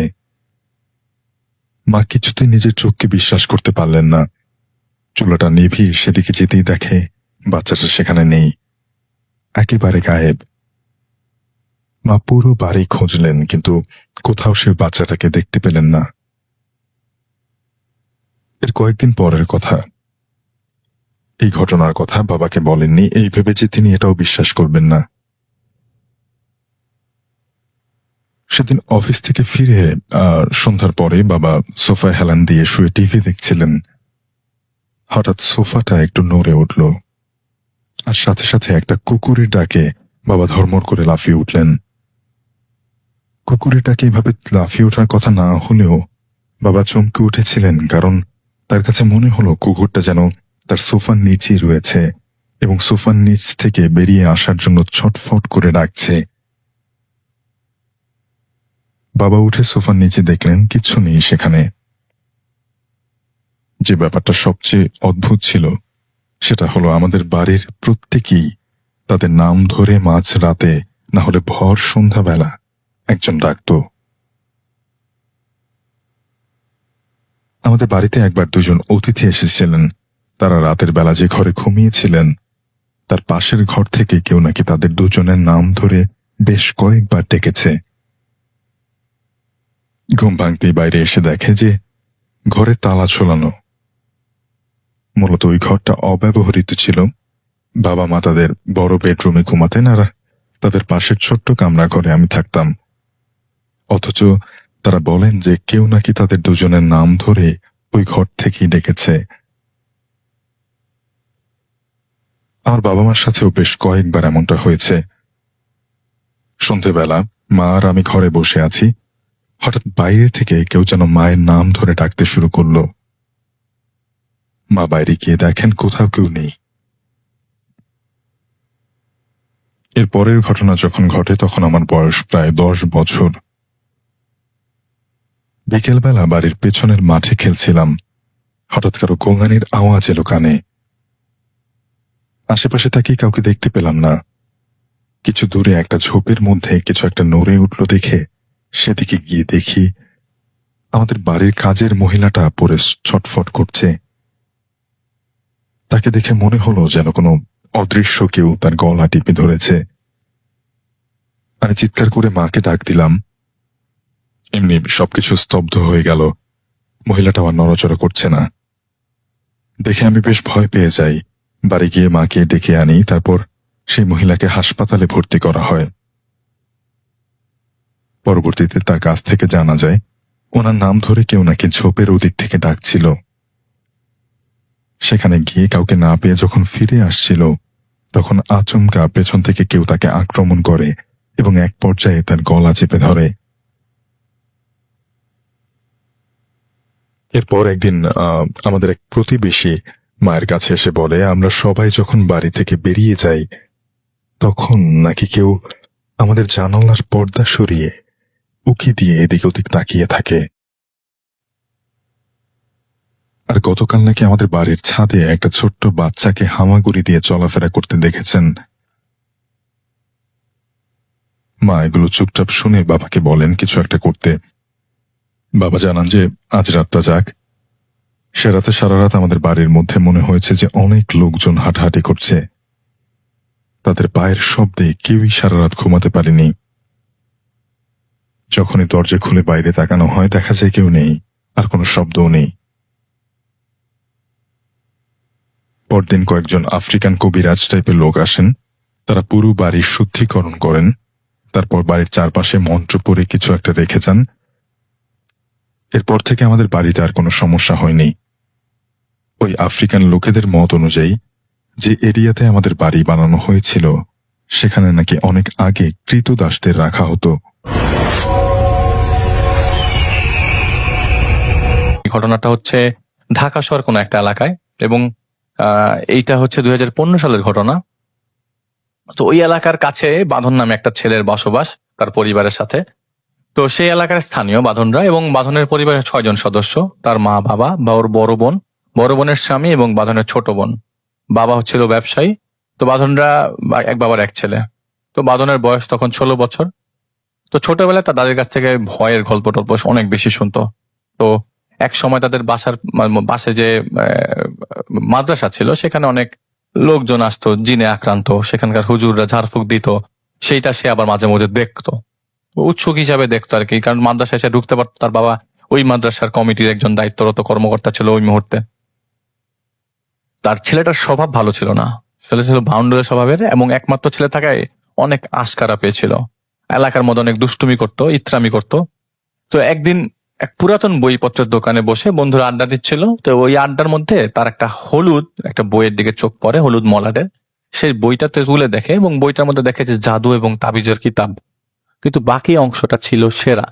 সে বইটা সে সাথে করে লুকায় নিয়ে আসে, কেননা জাদু এবং তাবিজের কিতাব লেখাটা তাকে আকর্ষিত করে। সেদিন রাতে সে মনোযোগ দিয়ে বইটা পড়ে এবং দেখলো কত শত জিনিসপত্র বশ করার সিস্টেম, ফসল ফলানোর তাবিজ, ব্যবসা উন্নতি করানোর তাবিজের পদ্ধতি, আর কত কি। সেই বইতে সে আরো কিছু পদ্ধতি দেখলো, যেটা দেখলো যে ওই মাদ্রাসার যে হুজুররা ব্যবহার করতো, সেইগুলা যখন জিনে আক্রান্ত লোকজনরা ঠিক করতে আসতো, ওই হুজুরা সেগুলো ব্যবহার করতো। এবং সে মানে দেখে মাথা খারাপ হয়ে যায়, যে মারাত্মক অবসেসড হয়ে যায় সে বইটার প্রতি। তো এর মধ্যে 2 মাস চলে যায়, আর এর মধ্যে সেই বইটার সব অংশ পড়ে ফেলে। একদিন তার এক বন্ধুর সাথে প্রচন্ড ঝগড়া হয়, আর সে এতটাই রেগেছিল যে সে ঠিক করে তাকে এরকম পিটিয়ে ঠিক করবে না, তাকে তাবিজ করে উচিত শিক্ষা দিবে। তো সেই রাতে সে বইটা ঘাটে এবং বইটাতে একটা পদ্ধতি বের করে। সেই পদ্ধতিতে কাজ করতে গেলে কিছু জিনিসের দরকার ছিল, সাথে দরকার ছিল একটা কালো মোরগ। তো সেই জিনিসপত্র সে সংগ্রহ করে। প্রথমে 2টা আলাদা কাগজে সেই বইয়ের নির্দেশ মোতাবেক সে দেখে যে বাম হাত দিয়ে আরবিতে লেখাগুলো সে লিখবে, তাকে লিখতে হবে।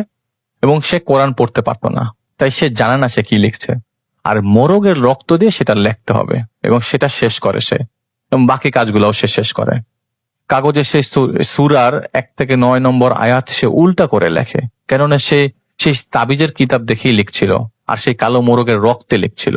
সে জানতো না আসলে কি লিখছিল। এরপরে সে আরো কিছু কাজ করে, এবং সেই কিতাবে লেখা ছিল সব নিয়ম পালন করে সেই রক্ত দিয়ে আরবিতে লেখা কাগজটির 2টা, একটা কবর, 2 কবরের পাশে মাটি খুঁড়ে গাঁথতে হবে, আর একটা গাছে ঝুলিয়ে দিতে হবে।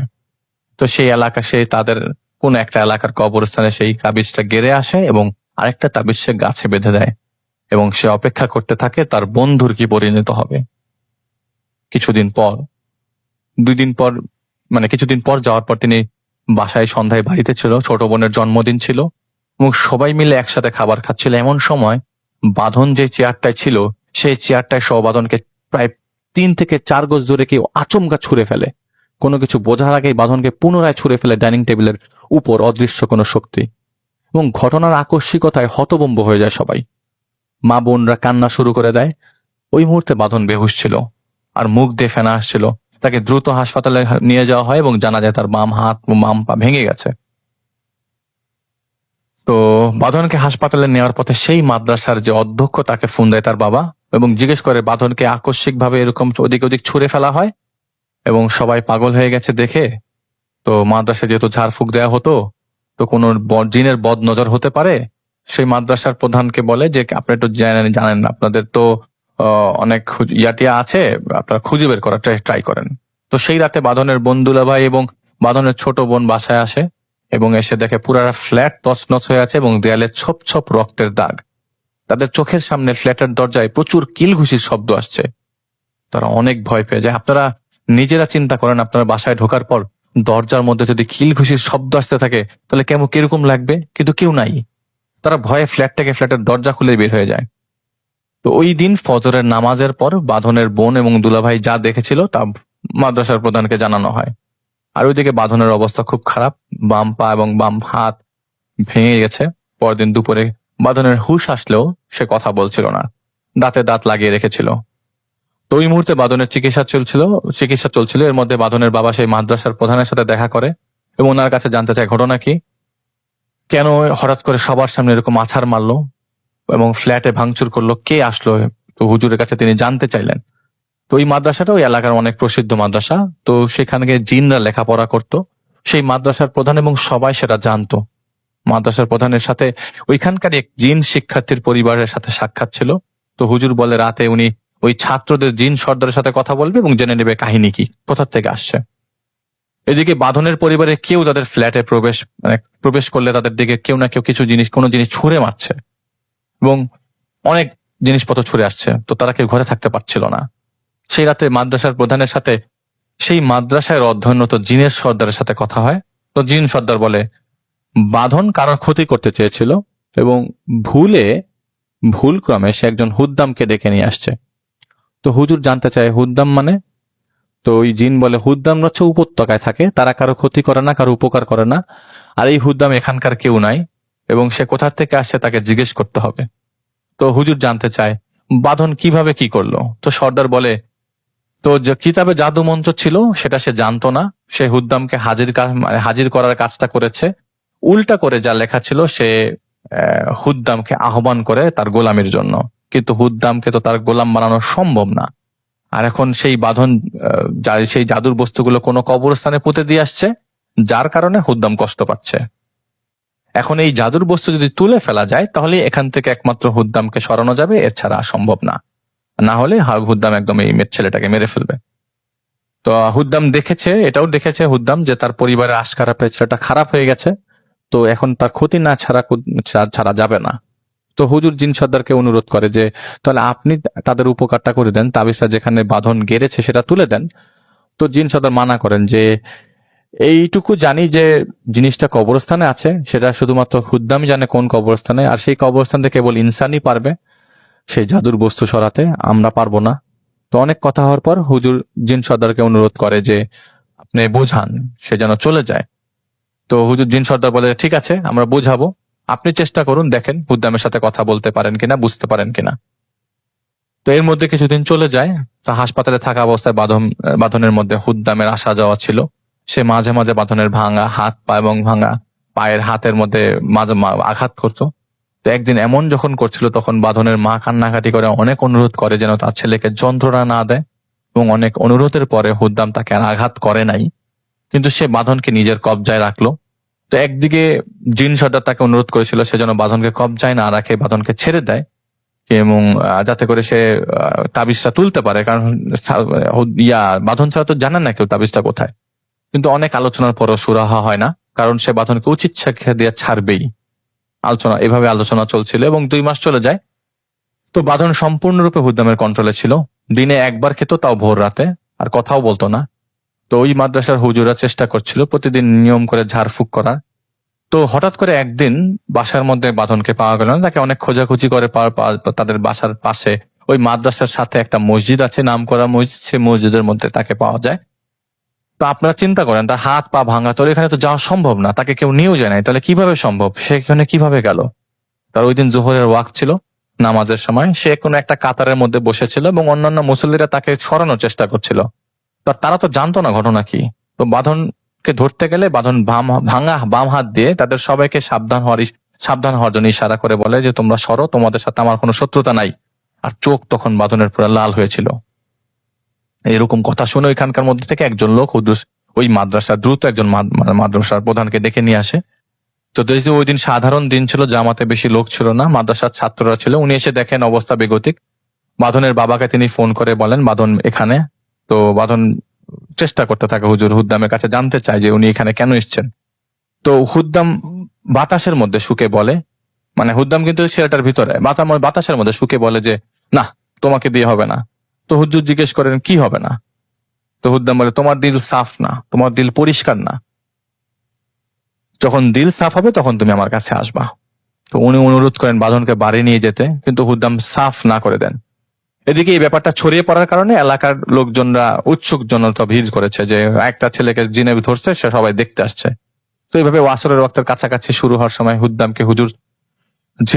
হুদ্দামকে ছাড়াবেন এই সিদ্ধান্তে হুজুর ঝাড়ফুঁক শুরু করেন। বলতে থাকে যে খবিশের বাচ্চা, মানে হুজুর চেতে গেছে যে খবিশের বাচ্চা, আজ তোকে বন্দি করব।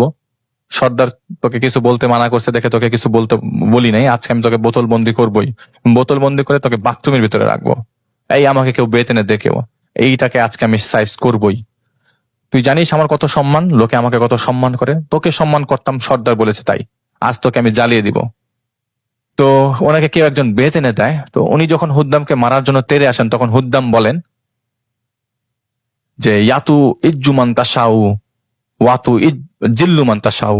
তো হুজুর উত্তেজিত হয়ে বলে এই উঠ খবিশের বাচ্চা, কি বলছিস তুই? সে আবার বলে ভারী গলায় বলে ওয়াতু ইজ্জুমান তাশাউ ওয়াতু জিল্লুমান তাশাউ, খামোশ, আর এক পা যদি এগোও তোমার জন্য ভালো হবে না। হুজুর এগিয়ে যেতে যেতে থেমে যায়। তো বাঁধনের বাবা আসে, অনুনয় বিনয় করে। তো অনেকক্ষণ অনুনয় বিনয় করানোর পর বাঁধন হঠাৎ করে দেখা যায় বেহুশ হয়ে যায় এবং তাকে বাড়ি নিয়ে আসে। তো আরো 2 সপ্তাহ চলে যায়। তো বাঁধনের বাবা অনেক জায়গায় চেষ্টা করতে থাকে। একদিন একজন ইমামের মাধ্যমে উনি জাহিদ ভাইয়ের সাথে যোগাযোগ করেন। তো জাহিদ ভাই প্রথমে যেতে রাজি হয় নাই। তো জাহিদ ভাই পরে পুরো নাম ঠিকানা নিয়ে জাহিদ ভাই জিনকে দেয়। তো জাহিদ ভাই জিনের কাছে জানতে চাইলে ছেলেটার সমস্যা সম্পর্কে কি হয়েছে না হয়েছে। তো তিনি অপেক্ষা করতে বলেন এবং জাহিদ ভাই জিন চলে যায়। ও তো সেদিন ফজরের কিছুক্ষণ আগে জাহিদ ভাই জিন আসে এবং বলে, শুনতে থাকো। বাঁধন তাবিজের কিতাব ব্যবহার করতে যে ভুলে একজন ইমানদার পাহাড়ি জিনকে কুফরি করে ডেকে নিয়ে এসছে। সে চেয়েছিল একটি, হয়েছে আরেকটি। এখন এই জিন বাঁধনকে যথেষ্ট শিক্ষা দিয়েছে, এখন সে চলে যেতে চাচ্ছে। তাই সে কিছুদিন আগে মসজিদে গিয়েছিল বাঁধনকে দিয়ে সেই হুজুরকে বলে দিতে কোথায় সে তাবিজ রাখা হয়েছে। কিন্তু সেই হুজুরের দাম্ভিকতা দেখে তার মনে হয় এই লোককে কথাগুলো বলা ঠিক হবে না। সে কুমতলব নিয়ে তাবিজটা সরিয়ে তার নিজের জায়গায় রেখে দিতে পারে, এতে ওই হুদ্দাম মুক্ত নাও হতে পারে। তো জাহিদ ভাই জানতে চায়, তা এখন কি করা যায়? তো ওই জাহিদ ভাই জিন বলে, তুমি কি তাবিজ তুলতে পারবা? তো জাহিদ ভাই নির্দ্বিধা বলে, হ্যাঁ পারবো। তো উনি বলে যে এখানে কিন্তু ঝুঁকি আছে, তোমার উপর কিন্তু হামলা হতে পারে জিনদের, কারণ বাঁধন এমন এক জায়গায় তাবিজ পুড়েছে, সেই জায়গাটা ভালো না। তো আগেই বলেছি চিন্তা করে দেখো। তো ওই সময় জাহিদ ভাই এসব চিন্তা করতো না, তাই কিছু না বলে তিনি বলে যে, না আমি পারবো, আপনি আমাকে আমল শিখাই দেন। তো বলে ঠিক আছে, তুমি 3 দিন রোজা রাখো এবং রোজা রাখার 3য় দিন সেই বাসায় যাবা এবং সাথে করে নিয়ে যাওয়া পানি দিয়ে ইফতার করবা, তার সাথে নিয়ম মেনে চলবা এবং বাকিটা তুমি বুঝে যাবা। তো তার কথা মতো 3 দিন রোজা রেখে আমল করে এবং 3 দিনের দিন সেই বাসায় সে প্রবেশ করে। সে বাসায় ঢুকে জাহিদ ভাই, তো সে নর্মালি কোনো বাসায় ঢুকলে জাহিদ ভাইয়ের একটা জিনিস কি, সে ভালো খারাপ বুঝতে পারে। তো সেদিন সে বাসায় ঢুকে তিনি কিছুই বুঝতেছিল না। তো বাসায় যাওয়ার পর তাকে দেখে লোকজন সবাই অবাক হয়ে যায়, কি ব্যাপারে, এই ইয়াং মানুষটা কোথা থেকে আসছে, এ কি কাজ করতে পারবে নাকি? সবার মধ্যে একটা কনফিউশন থাকে যে কাজ করতে পারবে কিনা। তো তাকে যে ইমাম সাহেব খবর দিয়েছিল, সেই ইমাম সাহেব বাঁধনের বাবার সাথে যোগাযোগ করে। তো তারা সবাই তার কথা বলে আগে ঘটেছে। তো মাগরিবের আজান দিলে তিনি ওই মসজিদে নামাজ পড়ে, দেরি না করে বাঁধনের কাছে যায়। তখন তার পরিবার চাচ্ছিল যে মাদ্রাসার যে হুজুরটা বাঁধনকে একবার চেষ্টা করেছে ঝাড়ফুঁক করা, তার সাথে যেন তিনি কাজ করে।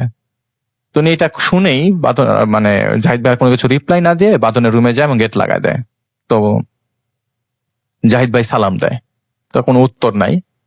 তো জাহিদ ভাই ফ্লোরে বসে এবং তাকে শেখানো আমলটা করতে থাকে। তো 2 মিনিট পর ওই ছেলের ভেতর থেকে হুদ্দাম কথা বলা শুরু করে, তুমি তো অনেক চালাকি করো, তবে তা তোমাকে আরেকজন শিখিয়ে দেয়, তোমার নিজস্ব কোনো চিন্তা চেতনা নাই। তো জাহিদ ভাই বলে, কেন? সে বলল, এই যেই আমির, মানে যেই জিনের বংশ তোমার সাথে আছে, সে তোমাকে যা শিখিয়ে দিয়েছে তুমি তাই করছো এবং তার মতোই করলা, তো নিজে কিছু চেষ্টা করলা না। তো এই জাতীয় কথা জাহিদ ভাইয়ের সাথে তার 20 মিনিটের মতো হয়। একটা সময় সে বলতে থাকে যে তার ডান হাতটা ধরে ফেলে এবং তার জাহিদের মনে হতে থাকে যে ওই ডান হাতটা ধরার পর যে সে উপর থেকে পড়ে যাচ্ছে এবং ফ্লোরে পড়ে যায় সে। তখন তার কাছে ওই হুদ্দাম তার কাছে চলে আসে এবং কানে কানে ফিস ফিস করে একটা জায়গার ঠিকানা দেয়, বলে যাও, তুমি কি করতে হবে তুমি জানো। তো জাহিদ ভাই উঠে 10 থেকে 15 মিনিট লাগে বসে ধাতস্থ হতে যে আসলে ঘটনাটা কি। তো জাহিদ ভাই সে রুম থেকে বের হয়, সে দেখে যে ওই হুজুর একবার ঝাড়ফুঁক করেছিল, সে ওই যে মাদ্রাসার হুজুর, সে বসে আছে। তার সাথে কথা বলতে চাইলো, কিন্তু হুদ্দাম কানে কানে ফিস ফিস করে বলতে লাগলো যে না, তুমি তার সাথে কথা বলবা না, তুমি বের হয়ে যাও। তো জাহিদ ভাই নির্দেশ মতামত বের হয়ে যায় এবং তাকে দিক নির্দেশনা দেওয়া হচ্ছিল। জাহিদ ভাই লাগছিল এমন কেউ তার মাথার উপর দাঁড়িয়ে কথা বলছে, এমনকি তার কথাগুলো চারপাশ থেকে গুঞ্জনের মতো আসছিল। কোথায় যাচ্ছি, কোথায় বসে আছি, কোথায় যাচ্ছি, সেটার কোনো কিছুর হুদিশ জাহিদ ভাইয়ের কাছে ছিল না। অনেকটা হুঁশ ফেরার পর জাহিদ ভাই দেখলো তিনি এমন একটা জায়গায় আছে যেখানে সারি সারি কবর। তিনি খেয়াল করলো প্রচন্ড গরম লাগছে, জাহিদ ভাই ঘেমে গেছে। এর মধ্যে কি করবে না করবে সে তার জিনকে স্মরণ করতে লাগলো। এমন সময় মনে হতো বেশ খানিকটা সামনে তিনি একটা জায়গায় আকর্ষণ করছে তার, তিনি সেই জায়গায় যায় এবং জাহিদ ভাইয়ের মধ্যে ভয় লাগছিল না, সে খালি টায়ার্ড ছিল। সে দেখলো আলগা মাটির ভেতর মনে হচ্ছে কিছু একটা কাপড়ে জড়ানো। তিনি কল্পনার মতো করে দেখছিল, বাস্তবে তখন সেই তাবিজটা 7 থেকে 8 ইঞ্চি মাটির নিচে। তিনি হাত দিয়ে সেই মাটি সরাতে লাগলো। সরানোর সময় অনেক চিৎকার, অনেক চেঁচামেচি, অনেক হই হুল্লোড় এবং এই বাতাসে চাবুক মারার শব্দ হতে লাগলো। জাহিদ ভাই ভয় পেয়ে গেল। তিনি ভয়ে চোখ বন্ধ করে আয়াতুল কুরসি পড়তে পড়তে দ্রুত মাটিটা সরিয়ে সেই কাপড়ের নাগাল পেয়ে গেল। তিনি ঝাটকা দিয়ে টান দিয়ে সেই কাপড়টা তোলার সাথে সাথে মনে হচ্ছিল তিনি নিজেই একটা ডিগবাজি দিয়ে উল্টা হয়ে পড়ে গেছে। এর পড়ার সময় তার ঘাড়ে কি যেন ঢুকে যায়। তখন আর কি হয়েছে তার আর মনে নাই। জাহিদ ভাইয়ের ঘুম ভাঙলো এবং সেই জিনের হাতের পরশে সে আমার পাশে বসেছিল, মানে জাহিদ ভাইয়ের পাশে বসেছিল। জাহিদ ভাই বলছে যে সে আমার পাশে বসেছিল, সে আমাকে উঠায় বসায়, মানে জাহিদ ভাইয়ের জিন তাকে উঠায় বসায় এবং তাকে ধাতস্থ করে এবং তাকে পথ দেখিয়ে বের করে সেখান থেকে বাঁধনের বাসায় নিয়ে আসে। তো ততক্ষণে যেই বাড়িতে তাবিজটা, মানে যে বাড়িতে যখন তিনি ওই তাবিজটা তুলে ফেলে তখন হুদ্দাম বাঁধনকে ছেড়ে চলে যায়। ততক্ষণে হুদ্দাম আর নাই এখানে। তো তখন বাঁধন তার বাবা আমাকে ডাকতে থাকে। সে প্রায় ওই মুহূর্তে ডাকতে থাকে। তো সে প্রায় 2 মাস পর মুক্তভাবে কথা বলতে থাকে। তো ওইদিকে তিনি জাহিদ ভাই বের হওয়ার পর প্রচন্ড ঘাড়ে ব্যথা অনুভব করে। হাত দিতেই দেখে কিছু একটা বিঁধে গেছে ঘাড়ের ভেতর, ঘাড়ের নিচে। সেটা তিনি টান দিয়ে সরিয়ে ফেলে এবং জাহিদ ভাই বলেছে আজও সেই আঘাতের দাগ রয়ে গেছে তার ঘাড়ে। কিছুদিন পর সেই ছেলে পুরোপুরি সুস্থ হয়ে যায় হুদ্দামের সাথে। এরপর অনেক দিন পর জাহিদ ভাইয়ের দেখা হয়েছিল। সেদিন সে তাকে বলেছিল, ওয়াতু ইজ্জু মান্তা সাউ ওয়াতু জিল্লু মান্তা সাউ, সারা জীবন মনে রাখবে আর সত্যের পথে থেকো। বাঁধন তাবিজ করেছিল 2টি। গাছের ডালের তাবিজটি আসলে তাবিজের কাজ করছিল না, তাই সেই আবিজ, মানে সেইটা আমলে নেওয়া হয় নাই। আসলে তাবিজের কিতাব দেখে অনেকে অনেক কিছু, এটা জাহিদ ভাইয়ের ভাষা, অনেকে অনেক কিছু না বুঝে করে ফেলে। যেহেতু আপনি জানেন না কি লেখা আছে, জানলে বুঝতে পারতেন এই কিতাবগুলো কুফরি কালাম শেখায় ধর্মের অন্তরালে। জাহিদ ভাই সেদিন এর পর থেকে এরকম ঝুঁকিপূর্ণ কোনো কিছু উদ্ধার করার কাজ ছেড়ে দেয়, কেননা সেই ঘাড়ের ব্যথায় তাকে প্রায় 2 বছর ভুগতে হয়েছে। এখন তিনি অনেক সাবধানে কাজ করে এবং যতদিন বেঁচে থাকবে তিনি এটা মনে রাখবেন। তো এটাই হচ্ছে ঘটনা।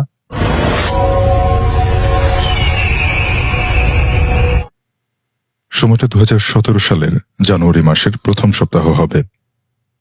তাকে গাজীপুর বঙ্গবন্ধু সাফারি পার্ক থেকে আরেকটু সামনে তুলা উন্নয়ন বোর্ডের ভেতরের গ্রামে। ঘটনাটা আমার নিজের সাথেই ঘটেছিল। সেদিন ভালো শীত পড়েছিল, তাই তড়িঘড়ি করে খেয়ে শুয়ে ফেসবুক স্ক্রল করছিলাম। হঠাৎ মামার ফোন। জানতে পারলাম মামির ছেলে হয়েছে। কিছু দরকারি জিনিসপত্র নিয়ে ময়মনসিংহ যেতে হবে আজকে রাতেই। দেরি না করে ফ্রেশ হয়ে রওনা দিলাম। বাসা থেকে বের হতে হতে 11:30 কিছু বেশি বেজে যায়। বাড়ি থেকে সামান্য দূরেই বাজার। এসে দেখি সিকিউরিটি গার্ড ছাড়া কেউ নেই, কোনো রিক্সাও দেখতে পেলাম না। অগত্যা বাধ্য হয়ে হাঁটা শুরু করলাম মেইন রোডের দিকে। বেশি দূর না, 1 কিলোমিটারের মতো হবে। খানিক হাঁটার পরেই প্রবেশ করলাম তুলা উন্নয়ন বোর্ডের এরিয়ায়। চারপাশে শুধু তুলা গাছ, তার মাঝ দিয়ে একটা রাস্তা। কুয়াশা ভালোই পড়েছে, বেশি দূর দেখা যায় না। ঠান্ডার মাঝে হাঁটতে ভালো এবং ভয় দুটোই লাগছিল। আচমকা মনে হলো আমার পেছনে কেউ আসছে। দাঁড়িয়ে গেলাম, পেছনে তাকালাম। দেখতে পেলাম এক হুজুর টাইপের লোক আসছে। ল্যাম্পপোস্টের আলোয় তার মুখখানা দেখতে পেলাম। যাক, অন্তত পক্ষে একজনকে পাওয়া গেল, মনে একটু সাহস পেলাম। তার সাথে হাঁটতে লাগলাম। জিজ্ঞেস করলাম কোথায় যাবেন। সে বলল সামনেই যাব, আপনি কোথায় যাবেন? বললাম ময়মনসিংহ। সে বলল এই রাতে বাস পাবেন? আমি বললাম ইনশাল্লাহ পেয়ে যাব। কথা বলতে বলতে মেইন রোডে এসে পড়লাম। ট্রাক, কাভার্ড ভ্যান ছাড়া আর কিছুই চোখে পড়ল না। খানিক সময় দাঁড়িয়ে রইলাম দুইজন। হঠাৎ করে সে বলে উঠল, আজ যেও না। আমি বললাম কেন? সে বিরক্ত হয়ে বলল, এত প্রশ্ন করো না, তোমার ভালোর জন্যই আমি বলছি। আমি তার কথায় তোয়াক্কা করলাম না। দেখলাম সে রাস্তার পাশের একটা দোকানের বেঞ্চে গিয়ে বসল। আমি হাত নাড়িয়ে ট্রাক থামানোর চেষ্টা করছি। একটা ট্রাক আমার সামনে এসে থামল। হেল্পারের সাথে কথা হলো। উঠতে যাব এমন সময় লোকটা চেঁচিয়ে বলে উঠল, আজ যেও না। তখন রাগে গজগজ করতে করতে বললাম, কেন? আমি যাব তাতে আপনার কি? ক্ষতি হলে আমার হবে, আপনার কি? এই বলে ট্রাকে উঠে বসলাম। ট্রাক চলতে শুরু করলো। জানালা দিয়ে পেছনে তাকালাম, কিন্তু লোকটাকে আর দেখতে পেলাম না। ভাবলাম বাসায় ফোন দিয়ে জানালাম যে গাড়ি পেয়ে গেছি। মৌনা পার হতেই লোকটার কথা মনে পড়ল, চোখে ঘুম চলে আসলো। ঘুম ভাঙল ঝাঁকিতে। ড্রাইভারকে জিজ্ঞেস করলাম কোথায় এসছি। বলল ভালুকার কাছাকাছি। সামনে তাকিয়ে রইলাম। হঠাৎ ভালুকা যাওয়ার আগে যে ব্রিজ পড়ে, সেই ব্রিজে দাঁড়িয়ে ওই লোকটা হাত নাড়িয়ে না না করছে। হেল্পারকে বললাম, ভাই আমার সাথে যে লোকটা দাঁড়িয়েছিল ওই লোকটা না? সে বলল, না ভাই, কিছু দেখতে পাইনি। গাড়ি ততক্ষণে ব্রিজ পার হয়ে ভালুকা বাস স্ট্যান্ড পার হচ্ছে। হেল্পার আমার দিকে পানি এগিয়ে দিয়ে বলল, ঘুম থেকে উঠেছেন কি নাকি দেখছেন, হাত মুখে পানি দিন। ভালোই চলছিল, কিন্তু বেশ ভয় পাচ্ছিলাম যে আমার মনের ভুল নাকি ঠিক দেখেছি। আনমনে জানালার বাইরে তাকিয়ে সব ভাবছি। হঠাৎ জোরে ব্রেক, মাথা গিয়ে লাগলো সামনের উইন্ডশিল্ডে, অর্থাৎ গাড়ির সামনে যে কাঁচটা থাকে সেই কাঁচটাতে। আর তারপর আমার আর কিছু মনে নেই। হুশ যখন ফিরল তখন মাথায় প্রচন্ড ব্যথা আর হাতের কোনোই অবধি ব্যান্ডেজ। ত্রিশালের কোনো একটা ফার্মেসিতে ছিলাম। ফোনটা বের করে দেখি রাত 3টার কাছাকাছি। ড্রাইভারের কাছে থেকে জানতে পারলাম যে পিক আপের সাথে ধাক্কা লেগেছিল। কথার মাঝখানে হঠাৎ মনে পড়ল ওই লোকের কথা। এত ভয় পেলাম যে আর একটা কথাও বললাম না। কে সে? সে আমাকে নিষেধ করেছিল, মামার সাথে চলে আসলাম। তারপর অনেকদিন শুধু ওই লোকের কথা ভেবে ভেবে কাটিয়ে দিলাম। এখনো মাঝে মধ্যে তার কথা আমার কানে বাজে। আজ যেও না। অ্যাক্সিডেন্ট আর তার নিষেধ কি কাকতালীয়, নাকি দুটোর মাঝে কোনো যোগসূত্র আছে, তা আমি ভেবে পাইনি। আসসালামু আলাইকুম প্রিয় লিসেনার্স, এতক্ষণ থেকে আপনাদেরকে অনেকগুলো ভয়ানক ভয়ানক ঘটনা শোনানো হয়েছে। যে ঘটনাগুলো বাস্তব এবং অনেক কিছু কিন্তু কাহিনীও ছিল। তো এই ঘটনাগুলোর মধ্য থেকে কোন ঘটনাটি আপনার কাছে সব থেকে বেশি ভয়ানক বলে মনে হয়েছে, কোন ঘটনাটি আপনার কাছে ইন্টারেস্টিং লেগেছে, কোন ঘটনাটি শুনে আপনার মনে হয়েছে আপনার জীবনের সাথে কোনো একটা সময়ের সাথে বা আপনার পরিবারের কোনো সময়ের সাথে, পরিবারের কারোর সাথে এরকম ঘটনা যদি ঘটে থাকে তাহলে কিন্তু অবশ্যই সেটা আমাদেরকে জানিয়ে যাবেন। আমরা আপনাদের মন্তব্যগুলো, আপনাদের ভালোবাসাগুলোকে অনেক বেশি মিস করি। তো প্রিয় লিসেনার্স, যারা যারা এখন পর্যন্ত আমাদের এই এপিসোডটি শুনতেছেন তাদেরকে জানাচ্ছি অন্তরস্থল থেকে শুভেচ্ছা, ভালোবাসা।